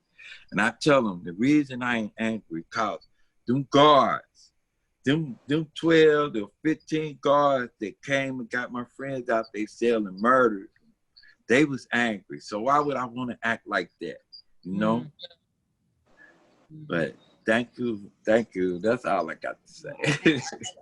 So we're talking about anti-Black state violence, both in the streets, right, at the hands of police, and also inside with the death row, right? And so there's lots of connections and also lots of fights. Yes, indeed. We have lots of work to do. So I give everyone, let's say about 60 seconds or less to give folks a call to action, a closing statement. Tell us the organizations to follow, the bills that you want to be pushing right now, the hashtags folks should be using, and how we could be supporting your family seek justice. And we'll go from my left to my right. So Delia. Well, first of all, thank you all so much for being here. And it's such an honor to be with you guys. This is our crew right here. And I do want to give a shout out to all of the families of the 567 men and women that have been executed in Texas since we started this work. Our families are strong. We're all in this together. And like Roderick said, we have a lot of faith and hope that this is going to end someday. I also want to read the names of the 5 men who are on federal execution watch or who have been murdered already. Lesmond Mitchell, Keith Nelson, William LaCroix, Christopher Audre Villalba, Purvis Tyrone Payne, and then we have Carlos Trevino coming up in Texas on September the 30th. And then a huge shout out to the 22 states that have abolished their death penalty. We are so grateful. Thank you very much. Keep adding to those numbers, right? Yeah, adding up. Oh, and one more, Charles Flores. Charles Flores' case is in the federal courts right now, so if you just please keep him in your prayers. And then Lewis doesn't have a web page, but we did a very short film, documentary film, and it's called The Road to Livingston. So thank you for that shout out. Love you guys. Mwah. Love you. All right, folks. Love you too, Delia. Those names. Check out that documentary. Brother Roderick. Yes. Tell a statement for us, brother. What can we do to support? Well, number one, people just continue to stay active, stay involved. That's how you can support us, you know what I mean? And continue to tell the story, you know, and so we can get justice to free Roderick Reed and justice for Stacey Stites as well. As you know, there are countless of documentaries that you can go online, go to Reed Justice Initiative and .com, and you will find us there. That's an organization that we founded to help people, mainly to help my brother, but also to help others that's in a similar like situation. And we try to do that to support people and just continue to vote. People stay voting and be conscious of who and what you're voting for. You know, and don't just go along, get along. Do your due diligence, do your investigation, find out who you're voting for, what they stand for, because all these things are going to make a difference at the end of the day. You know, and so we just got to stay conscious. Everybody just stay focused and stay prayed up, because we can do all things through Jesus Christ who strengthens us. And that's all I got to say. Yeah, yes indeed. Love you, brother. Love you, love you too, man. Love you too, man. Can't wait till we get back to get back out there. Brother Derrick, give yes. us a closing word on this evening, Reverend. Oh man, my closing words is love and compassion for all humanity, and that's in the death penalty in the United States as we know it. You know, I love y'all, man, and keep up this amazing work y'all doing, man. I'm so proud of y'all. I love you, Delia. I'll see you soon when this is over with, but I love y'all, man, and we're going to continue our fight to stop this, man. This man called the death penalty. Thank y'all. Absolutely, absolutely. And last but not least, my good sister, fierce advocate, Aisha Salam. That's what the folks can be doing right now. Before I mention anything about the call to action, I really must say, Derrick, your energy, oh my goodness, you sound so much like my brother, the way that you said, you know, for you to still remain positive. You know, I think that really, really helped him out, really helped him stay strong, really not helped him not fester in it, because it's so easy. It's so easy. This really just, this does a number on you, this type of, this injustice of it all. And to have that sense about you to be like, you know what, I'm not gonna let it continue to beat me down. I'm gonna try and be as positive and move on. That right there, that's amazing. You know, I look at him and I'm like, I don't know if I could be that way, because I'm still mad, I'm still angry, you know, but I definitely just needed to mention that, because it's just very similar to how he looks at life in general, you know. I definitely wanted to put out there, I have an organization, my family has an organization called Justice for the Wrongfully Incarcerated.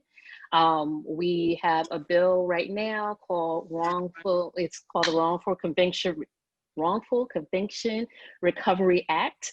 And we just need people to get out there and support.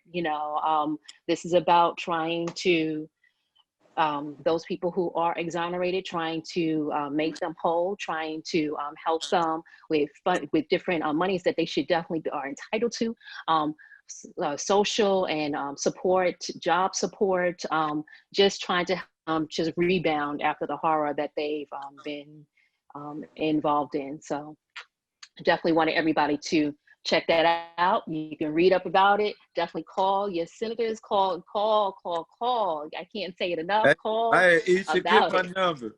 Get my number. So for sure. Thank you. I think we all need to continue to connect, to collaborate, to build together, because Lord knows that our oppressors are doing just that. I want to say thank you to each and every one of you for joining us today to share a little bit about the work you do, what's happening with your families, and how we can continue to support you and fight. I can't wait to be in the streets with you. Please call me whenever you need. And from the bottom of my heart, thank you for all the work that you do. Thank you. Else, but you good folks. For those who are watching at home, you have some great calls to action, some names to Google, some websites to visit, some senators to call. And so stay tuned. We have a few more performances and one last panel before we close out for the night. Today, 104 countries have put an end to capital punishment, with 35 engaging in an abolitionist practice having not executed people in 10 years or more. As of 2010, only 23 nations are still engaged in the deeply racist and flawed system of the death penalty. According to a survey of the country's top academic criminological societies, 88% of these experts rejected the notion that the death penalty acts as a deterrent to murder. And a 2010 survey found that a clear majority of voters, 61% in the United States, would choose a punishment other than the death penalty for murder. So the question is, why are we still utilizing this archaic practice? Earlier, I was at a kid's birthday party at Chuck E. Cheese, and I'm sitting there and I'm just thinking to myself, like, I wonder if this child who's turning 2 will remember any of this, right? And that thought led me to think about my childhood, and I started thinking about all of my birthdays, and I wanted to pick my favorite one. So I then started to run the birthdays that I could remember through my head. Then I remembered how many birthdays I had to spend in prison. So then I went 15th was in prison. My 16th birthday was in prison. My 17th birthday was in prison. My 18th birthday was in prison. My 19th birthday was in prison. My 20th birthday was in prison. My 21st birthday, by now, you get the picture. Well, I did too. But my 22nd birthday was in prison. My 23rd birthday was in prison. My 24th birthday was in prison. My 25th birthday was in prison. My 26th birthday was in prison. My 27th birthday was spent in prison. Made me think about all of them years like, damn, I never got a break. Not for one day could I exhale. So for my 28th birthday, I balled out. I did me, you know what I'm saying? So in that same thought, I was thinking like, what am I gonna do tonight for this performance?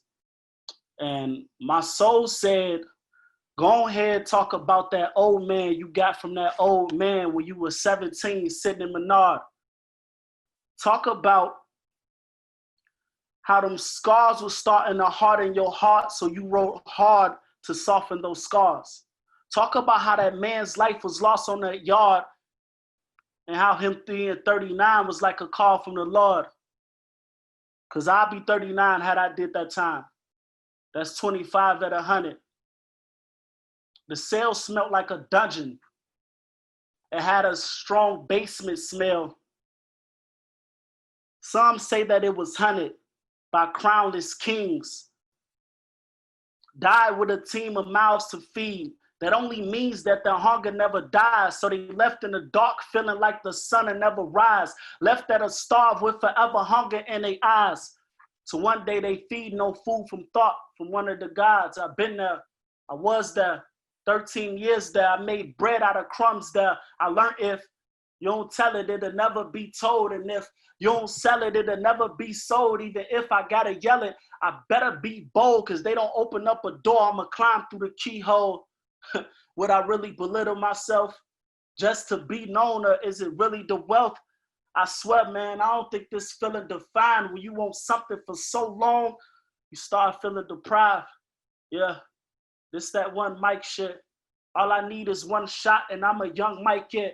See, him and he want a shot because it's enticing, but fruit can absorb one of those young Mike hits and keep grinding with a feeling in their gut like this. I swear I just wanted to feel, at least for an hour or so. It's only so long one can live off the power of hope. The other day I devoured an oath that I won't stop until I got the clout of a pope. See, we stunt till acknowledge the growth. Until my fallen blood, just know that I embody you. So, Billy, never sit there with a scholar or a mope. Because every day I live, I'm going to make sure that I'll give my soul, give my pain, my tears, to make sure that you live here for an hour or so. King. Thank you, King Moosa, for that amazing performance. It's often said that it's the role of the artist to make revolution irresistible. And so I'm excited to be joined by three wonderful artist activists, Jimmy Lawson, Reverend Erica Williams, and King Moosa. I'll allow each of you to introduce yourselves, tell us a little bit about yourself before we hop into some discussions. Is that cool, family? And this is a classroom, not a discussion, so feel free to come on off mute. If the spirit moves you to jump in and say something, you're more than welcome to do that. And we'll get started with my good sis, Erica Williams. How you doing tonight? Good evening, and thank you so much for having me on. I'm truly grateful to be with you all tonight. And so I'm here, but my heart is very heavy that we're still having to have these conversations about the resistance and the struggle. And so I'm coming tonight as a deep follower of that brown-skinned Palestinian Jew who was executed and who was put to death by the state because he stood up against the Roman Empire. And so tonight I'm here because I know that as a faith leader, I'm called to set it off and to set the captives free. So I'm excited to be with all of you tonight because it is very important and very clear that we know that the same Christ that was crucified by the state, the same actions are still taking place now, and we know that ain't right. And so as faith leaders, as activists, as artists, all of us got to come together to shut it down, to stop it, and to make sure those who have been impacted and who have been incarcerated wrongly, that they are freed. And so I'm so grateful to be with you all tonight in this space as we go forward, because this is the way and this is right. So thank you all for having me, and let's get it tonight. Come on, Reverend Williams, with this word. You got me excited over here. I was feeling a little weary. Now I can go another mile. I appreciate you being here tonight and the work that you do. We're going to go ahead and go over to my brother, Jimmy Lawson. Hey, good evening, everybody. Ladies and gentlemen, appreciate Yvette Allen reaching out to me and plugging me into this amazing event. To you, Sherelle, as well. This is an awesome thing that you all are putting together. I am here today on behalf of my best friend, Julius Jones. So we're from Oklahoma City. He's a man that was wrongfully convicted in 1999 of a capital murder here in Edmond, which is kind of a suburb right outside of Oklahoma City. Again, the story is the same as everybody, man. You know, lack of evidence, you know, racial bias on the juror stands. But I tell you what, we are so blessed and thankful for is that we fought, and I have fought for so many years. It's 21 years now, but in 2018, man, God came through big time and chose Julius Jones' case to be aired on a show called The Last Defense, which was actually shot by Viola Davis, right? So picked it up in 2018 and aired on ABC. That gave us an opportunity to tell the real story. For so many years, we were fighting against a system that told the wrong story. So The Last Defense, man, gave breath and life and hope and love and a second chance for Julius Jones to have an opportunity to have his case heard. So kind of where we are now currently is we are with the state of Oklahoma. We filed a clemency petition, what we call the Pardon and Parole Board of Oklahoma. That's our last shot. Julius is out of 3 local appeals. We went the U.S. Supreme Court route as well. We got denied on that level as well. So we are at the last hour. So this is our last chance to save his life. And we thank you so much for being here tonight to share his story with us. And last but certainly not least, we're going to hear from a dope artist, King Moosa. Tell us a little bit about yourself. Oh man, what's the word? What's the word? First off, man, I want to just give a special thanks to everybody on this panel, man, and everybody listening. Like, I hope that y'all take away something that y'all can use. I hope that y'all take away that fighter spirit, because we need it, man. We need more warriors out here to fight for all of these causes, man. We need that collective like army, because it takes that to get the job done. My personal story, I was incarcerated since at the age of 14. I was sentenced to 25 years in prison. Thankfully, through the movement of art, dedication, hard work, and that spirit that I just spoke about, I was released 12 years early, you know what I'm saying, through clemency. So just know that the power of movement is real. I'm here to speak on behalf of the injustice that is the justice system in totality. The ones who did the crime getting treated wrong, the ones who didn't do the crime getting treated wrong. I spent from the age of 14 to the age of 27 in these institutions, and man, there's so many injustices that we face with on a day-to-day basis. So I'm here to speak on behalf of that. Wow, thank you so much. My first question is actually for you, so you feel free to stay off mute. And as always, as folks feel moved, if the spirit moves you, you can jump into the conversation and also respond.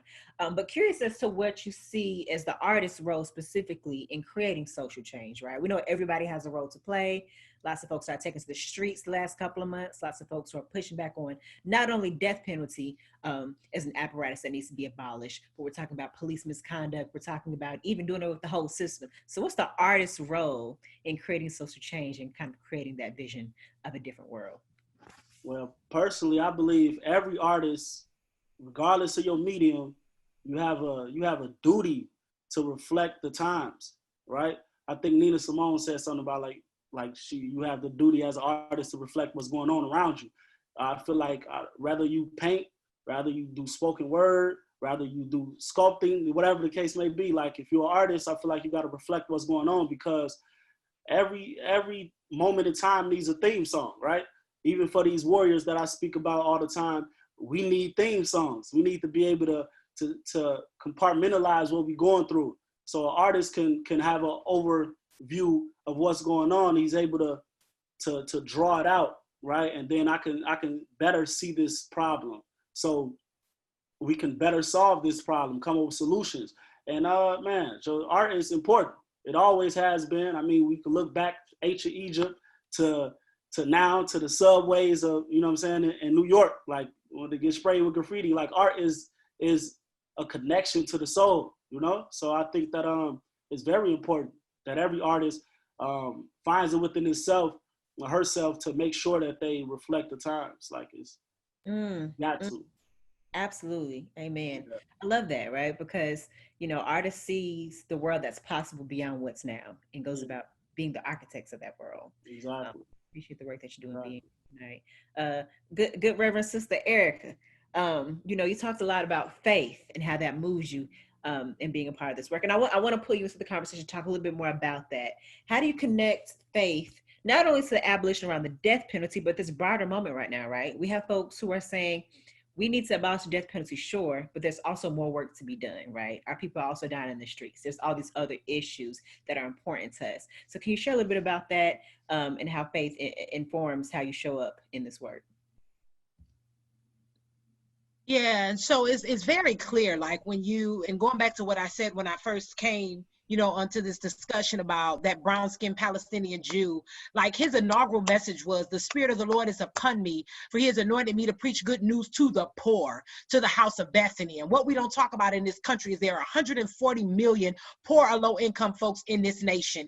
Even before the pandemic, you had 700 people dying a day. And so when you start looking at these cases of folks who are being incarcerated and being wrongly convicted, what's the bottom line of it? Most of them, as my grandma would say, are poor. owe. They can't afford the O and the R. And so what this country and this system does is try to incarcerate and wrongly convict folks because of their race, because of their socioeconomic status, and all of the things that this system has created to oppress people. And so not only did Jesus say, to preach good news to the poor, but to heal the brokenhearted, to set the captives free, and to proclaim the acceptable year of the Lord now, which meant Jubilee, which meant to cancel all debts. And he closed the book and he told them, this scripture you hearing has been fulfilled in your hearing today.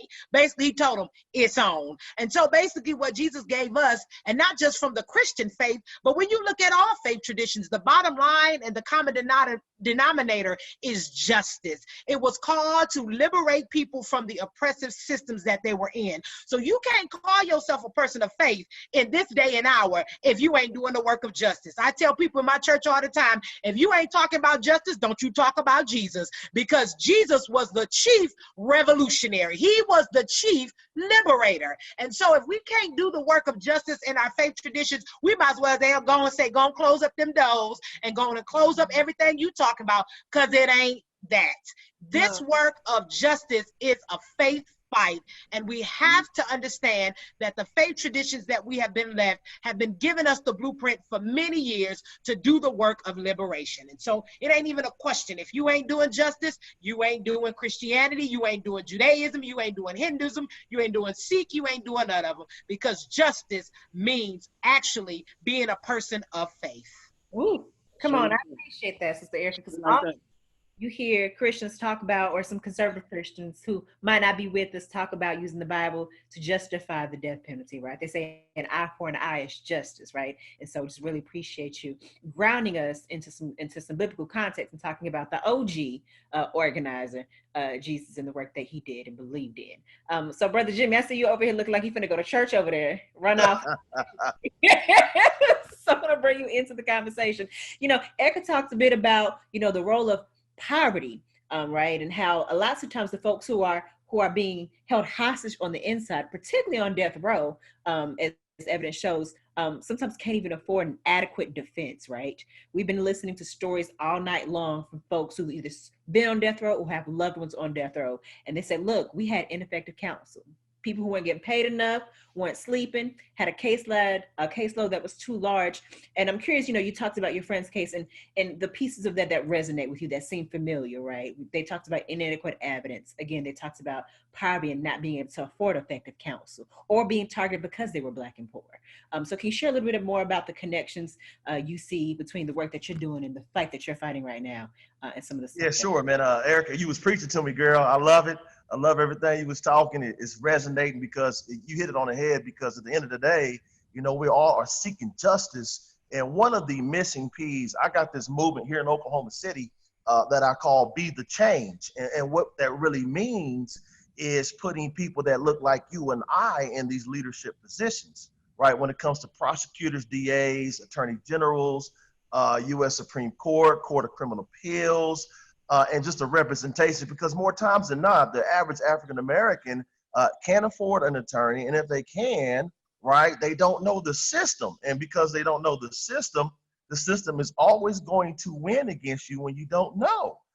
So what we're trying to do here locally is get people like you and I to go to law school, be involved on that side of the fence, so we can help get you elected in, so you can be a voice for our community. Right. So more times than not, I can't speak for other cities, but Oklahoma is the #1 incarceration rate in America. And we're also #1 incarceration rate for women. So we're on both sides of the fence as a whole, and for women as well. 65% of our population in our county jail is African American, but yet we're only 13% of the population in Oklahoma. How's that? Right? It comes down to that gap and that non-connection between representation, right, and knowledge. So when we get people that are involved with law, that's going to make a difference, because we have always had somebody represent most of the clients here in Oklahoma. The 47 people sitting on death row, they were all represented by someone who did not look like them. Well, right? So, and that's a problem. That's a problem across the board in Oklahoma, and I know that's a problem across the board across America. So that gap, Sherelle, that you talk about is really having people step up and take that plunge into those local seats and those local positions, the mayor, the governors, the DAs, the attorney generals, because man, until we do it, we're going to continue to have the same problem we're having now. Come on. And we talk about connections, right? They're in Oklahoma, talk about incarceration rates and who's inside right now. That's also the place of Daniel Hawksclaw, right? And I don't think there's a coincidence there. The police officer who sexually assaulted and harmed all those Black women several years ago, right? So when we talk about systems that are harming our people, right? There's a cycle there, right? And I think, King Moosa, were you trying to get in? I thought I heard somebody trying to jump into the conversation. I wanted to add to what Jimmy was saying. But not only look like us, but think like us, right? Because that's so important. Because it's not just about your skin tone. It's about the mindset, right? Because you can have an oppressive mindset and still be Black. You know what I'm saying? I see it all too many times. Like especially with the cops, I done seen so many videos where they like, man, look at this Black brother doing this to a Black brother. It doesn't matter. His mindset is white supremacy. You know what I'm saying? So as long as your mindset is that, your skin color doesn't matter. So, but I do agree with putting people in those positions of power to actually make tangible change like that we can see. We got to have people in those same seats, those senators, the local aldermen, the judge, who has an impartial mind and doesn't have a hidden agenda in mind. You know what I'm saying? So I think that it's important that people who have this mindset, you know what I'm saying, like these grassroots movements around the country need to breed lawyers, breed judges, because this is our community. So once that happens, I think we will start seeing change at a rapid pace. Most definitely. Yeah. Speaking of, because I heard it a few times now, seats and voting and elected officials. Can I make it hot? Can we get a little controversy? I feel like this is a group of people to do it with. So we know we got elections coming up, hopefully, if they don't try to steal it. We got elections coming up in November, right? And the Democratic ticket, we have Joe Biden, someone who's been an architect of the 1994 crime bill, and we have Kamala Harris, right? A Black woman, a sister, who also has a prosecutorial record that's questionable and some flip-flopping on the death penalty issue. So curious about what folks feel around. You don't have to tell nobody who you're voting for, what your plans are. But what is the mandate for people come November, right? Like, how do we make sense of this moment in the context of the work that we do every day? And I'll let whoever feels so moved to jump in on that question. I think the biggest thing for me is, so let's be very clear, as King Moosa already said, don't matter who we really get in those offices. You know what I mean? Like we know the power of voting and our electoral power and what we have to do. But at the core of it, what we as grassroots movements, in particular, I'm with the Poor People's Campaign, a national call for more revival, and other groups have to do is to get our people organized. Let's be very clear. I'm from Saginaw, Michigan, which is right next door to Flint, Michigan. It has been 6 years since family members in Flint have had clean water. They still ain't got it. They still drinking bottled water, let's be clear. And just yesterday, an article was released that they were gonna give us $600 million for the Flint water crisis. 6 years later, it's over 94,000 folks in Flint, and you only gonna give $600 million. And Obama was the one in office when this shit went down, let's be real clear.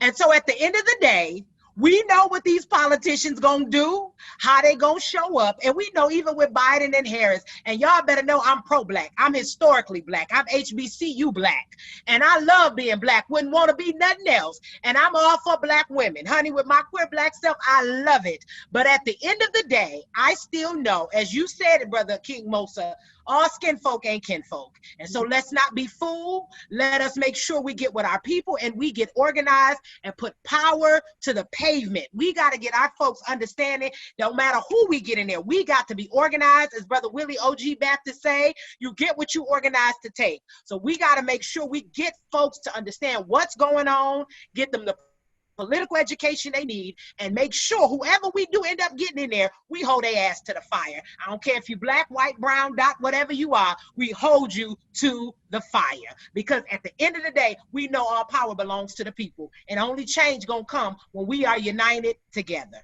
Come on, Eric, with this word. So what I'm hearing is representation is great, but representation plus a radical ideology or politic to go along with it is even better. King Moosa, you want to add on anything on that, or you want to? Man, nah, I'm gonna let that breathe. Man. Like I share the same sentiment though. Like for real. Like everything she said, I check by that. Straight up. Mm-hmm. Question: do we think that abolition, both in terms of the death penalty, well, let's start with the death penalty. Do we think death penalty abolition is possible in the near future? Very much so. Very much so. Like how many states was it who shared that information on how many states? 22 states. 22 states. Like, you know, so just as well as those happened, and before that it was looking like, nah, that ain't gonna happen. It happened. It can happen. Like miracles can happen. Like through what we're doing right now, bringing awareness. A lot of people don't understand that the inhumane behavior that is, right? To give somebody, like in this situation, an innocent man, to put him to death for something he didn't even do. Like the system is too flawed to even have that as an option. Right. You know what I'm saying? Like the system is too flawed to even have the death penalty as an option, first off. So yeah, man, like I think it is possible. I think anything is possible with the power of movement.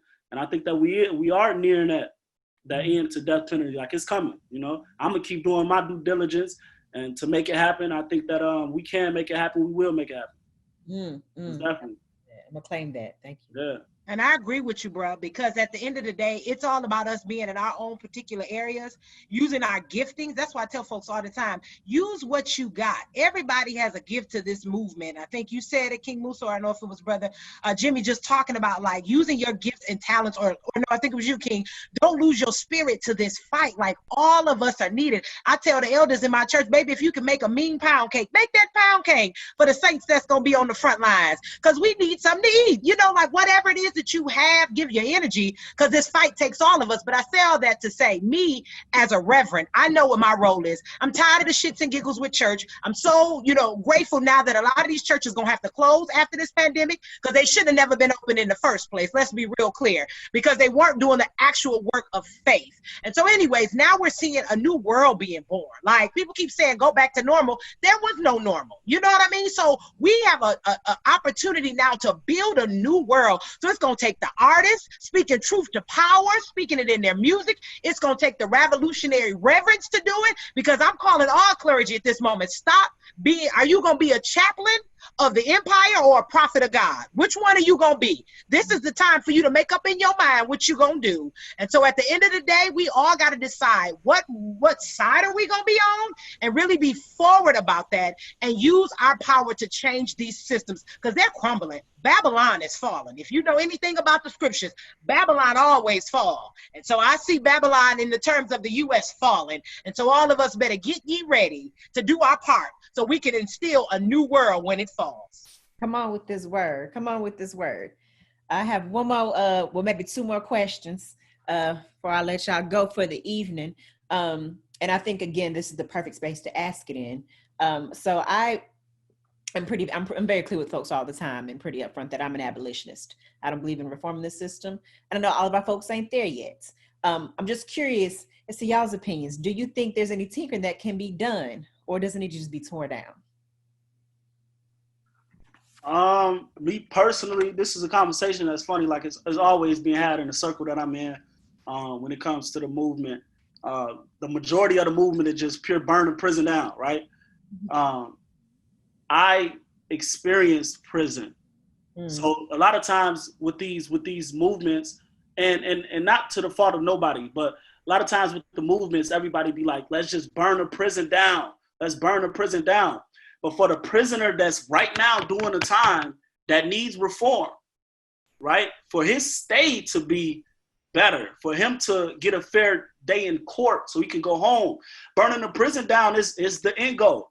I believe in that. I think that we should do that. We should offer an alternative to punishment, of course. I'm with that. I think that it's steps that has to be taken to get to that point. I just had a cellie who got 45 plus 12 years. My mind ain't working. Whatever that is, that's how much time he has right now. And he didn't even do the crime. And a lot of people say they didn't do the crime, but he didn't do the crime. Now, if we just yell, burn the prison down, how about he get a day in court first? Right? So he can see freedom before he passes. You know what I'm saying? This Suave Tolliver, who I'm speaking on, He's 50 at the time right now. So it's like I believe in burning the prison down, as a whole. But it's steps that I feel like that has to be taken now through reform, through narrative change that I do. Like I do a lot of change of narrative pieces. Like I want people to understand that these are humans, not just a statistic, not just a person who has a mentality that's evil. No, this is a person that's a product of a system. You know what I'm saying? This is a person who made sometimes like it's literally a life or death situation that caused him to do this. But that's not taken into consideration. This is a victim of domestic violence. This is a child who grew up around in a broken home. Sometimes a child who didn't have a home, who grew up in the streets, but then he's sentenced on the same playing field as somebody who had a silver spoon. You know what I'm saying? So, and then what happens to the person who has the silver spoon? He's given all of these mitigating factors in court. Like, he was bullied the day before he shot up the school, so we're gonna give him 20 years. Like, you know what I'm saying? But the kid who came up in a single mother home, his mother was on drugs, and he went to school bummy. He always bullied. He joined the gang for love, and then he commits a crime. And all of them same mitigating factors, y'all use them as aggravating factors, and y'all sentence him to life in prison. You see what I'm saying? Mm-hmm. So right now, for that child who just finna commit a crime today and tomorrow, there needs reform for him, right? And I think that, and as long as we speaking on the power of movement, so once movement happens, once we get them people in them seats, then we can start crumbling that Babylon, or that system that prison is. We can, burn it down. But right now, I feel like, me personally, I think that it's steps to that. It's steps to that. Right. So what I'm hearing is, yes, abolition, we need to get there. And in the meantime, while our people are in anguish, there's solutions we know to get our folks some relief. Okay. Okay. Sister Erica. Yeah, I'm in agreement, but here's the thing. I think I want to lift in this conversation a dear brother and a comrade, Dante Sharp, who was wrongly convicted here in North Carolina. And he was just released last year, served over 25 years, wrongly convicted. And this man, everybody was fighting to get him out. And, I think of the 25 years he, wasn't able to be with his family, to be with his mama. I think about you, King Moosa. I don't even know you, brother, but I could just imagine you being incarcerated and thinking of all the different family members and friends that I know. And so at the end of the day, I know it wasn't a design for nobody to be in a cage. Ain't nobody supposed to be in no cage. So I don't necessarily know what the steps are to get to the reform or to get to the abolition, but I know we got to cancel this thing, y'all. Like, at the end of the day, people are human beings. And so my grandmother always taught me everybody got some good in them. I don't care what you do. All of us got some bad, but at the ultimate end of it, we all got good in us. And there is something along the way that has allowed for something to happen. I don't know what it is, but I do know at the end of the day, systems that was created to keep people, like I said earlier, oppressed. And so we got to work on those systems. I need us to eradicate poverty. I need us to eradicate homelessness. I need us to eradicate child abuse, all the various isms, sexism, all these things. And I know that's going to take time, but I know that the real root cause of why we have folks in these cages is because we don't treat people like humans as they deserve. And that is the issue that we have got to get back to, is loving our people, realizing that people were created in the Imago Dei, which is the image of God, looking out for them, loving them, and taking care of them. And so I'm all for abolition. We got to get rid of all these systems that are keeping people living below their human dignity.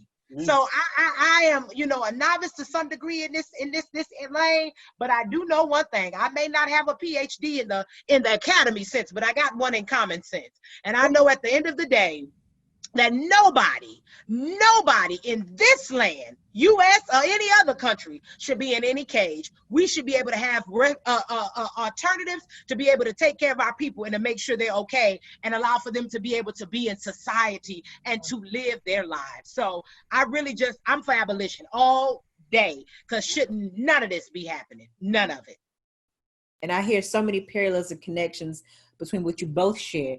Moosa talking about mitigating factors and how, what if our Black children were given the benefit of the doubt, or got mitigating circumstances, or got a chance to tell their story the same way white affluent kids have, right? And Sister Erica talking about how cages don't serve us and the death penalty hasn't served us and doesn't keep us safe. But we know what actually does keep our community safe is actually getting resources to the least of those, right? Making sure we're taking care of our poor folks, making sure we're taking care of Black folks, making sure that we have health care and adequate wages and rent paid, right? And those are the things that can be done if we start to think through, what if we take money out of these systems that harm us, right?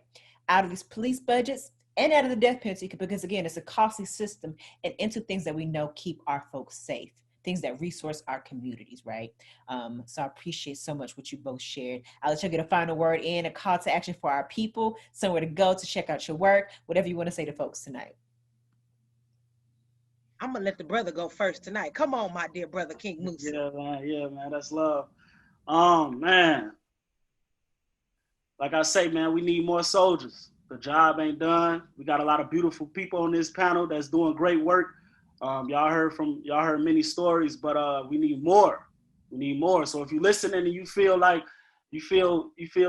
like we didn't made you want to move. You know what I'm saying? Because you need it. Like it's a big job that needs to be done. So I look forward to connecting with everybody, you know what I'm saying, in this journey of getting rid of this injustice system. If you want to follow me, learn more about my story, you can follow me on Instagram at King Moosa Project or at KXNG_Moosa. That's MOOSA. And you can listen to my music now on all streaming platforms. Just search King Moosa. I'm there. Man. And I just was released 4 months ago too, by the way. So I just got out. You know what I'm saying? So it's a story that I'm finna enjoy telling, and I hope that it changes law. That's my whole thing is change law, change narrative. I need people to understand, like, these are people that this is happening to. The governor, when he released me, so I got released through clemency. When he released me, I remember him saying on the news, like, because they was talking about the COVID-19 situation at the time, and they was like, the nursing homes is in danger, the prison is in danger, and people was like, but forget about them. What about these people? He was like, they're people. You know what I'm saying? I appreciate him for that, because it's helping change the narrative for these individuals that's locked in these cages. You know what I'm saying? So, man, it's just everybody, man, please. And also, one last thing. So, there's a story that I'm working on right now. Samori Willis. He was a 14-year-old boy. He's out in California. He was given 92 years at the age of 14, which is ridiculous. If you want to follow his story at samori.story.rhymes on Instagram, that'd be helpful. Thank you so much for all those calls to action. And welcome home, brother. We're so glad to have you. Appreciate it. Much love. That you lifting up, again, what's happening inside with COVID-19, and reminding people that we have our folks on the inside right now, and we need to act on that. So thank you. All right, Reverend, come on, close us out with a good word. King Moosa, we honor you, dear brother. And I just send you through these webs all the good energy, good juju, good vibes to you. And I pray that the ancestors will continue to hold you and cover you as you step out more boldly to continue this work and get other captives free. So I just appreciate it, and I'm so honored to be on this panel with you tonight. And so I'm just, as we leave tonight, as the old scripture would say, don't be a hearer, but be a doer. And so we have to remember that when we hear things, we can't let it fall on deaf ears. And I'm tired of folks hollering about, I'm being woke, I'm woke, I'm woke. I'm like, well, if you're woke, get out the bed and get to work, because there is a lot of work to be done. And you got to find your space and place and get in it. And so, I'm with the Poor People's Campaign, a national call for more revival. We would love to have you to join us. We're organizing in 43 states and the District of Columbia. Go to poorpeoplescampaign.org. We are fighting the issues of systemic racism, poverty, ecological devastation, war economy, militarism, and this Christian distorted moral narrative. So come on and join us, because what we know is in order to change this nation, you got to unite the bottom. You got to get poor whites and black and brown and First Nation folks together to change this economic structure of this country. And so we are trying to do just that, but we need you. So come on and join us. But I'm going to go further as the revolutionary reverend that I'm coming here tonight as.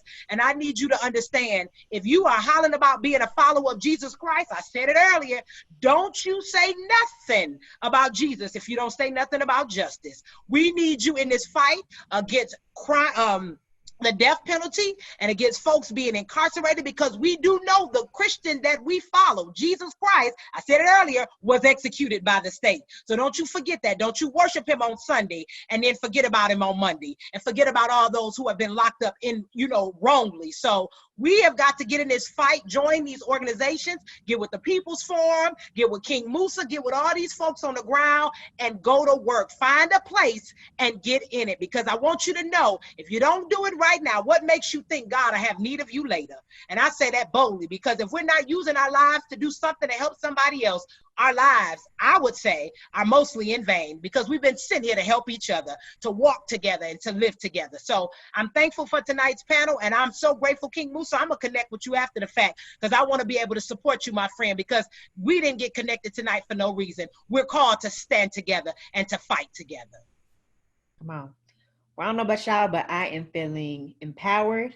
I'm feeling ready to move and act. And so I want to thank you, Erica, King Moosa, for the work that you do, for providing us with your time and energy tonight and these good words. We're going to keep fighting. We're going to keep fighting for Billie Allen. We're going to keep fighting for Breonna Taylor. We're going to keep fighting for George Floyd, and keep fighting for all the folks who are being held hostage right now inside these cages, y'all.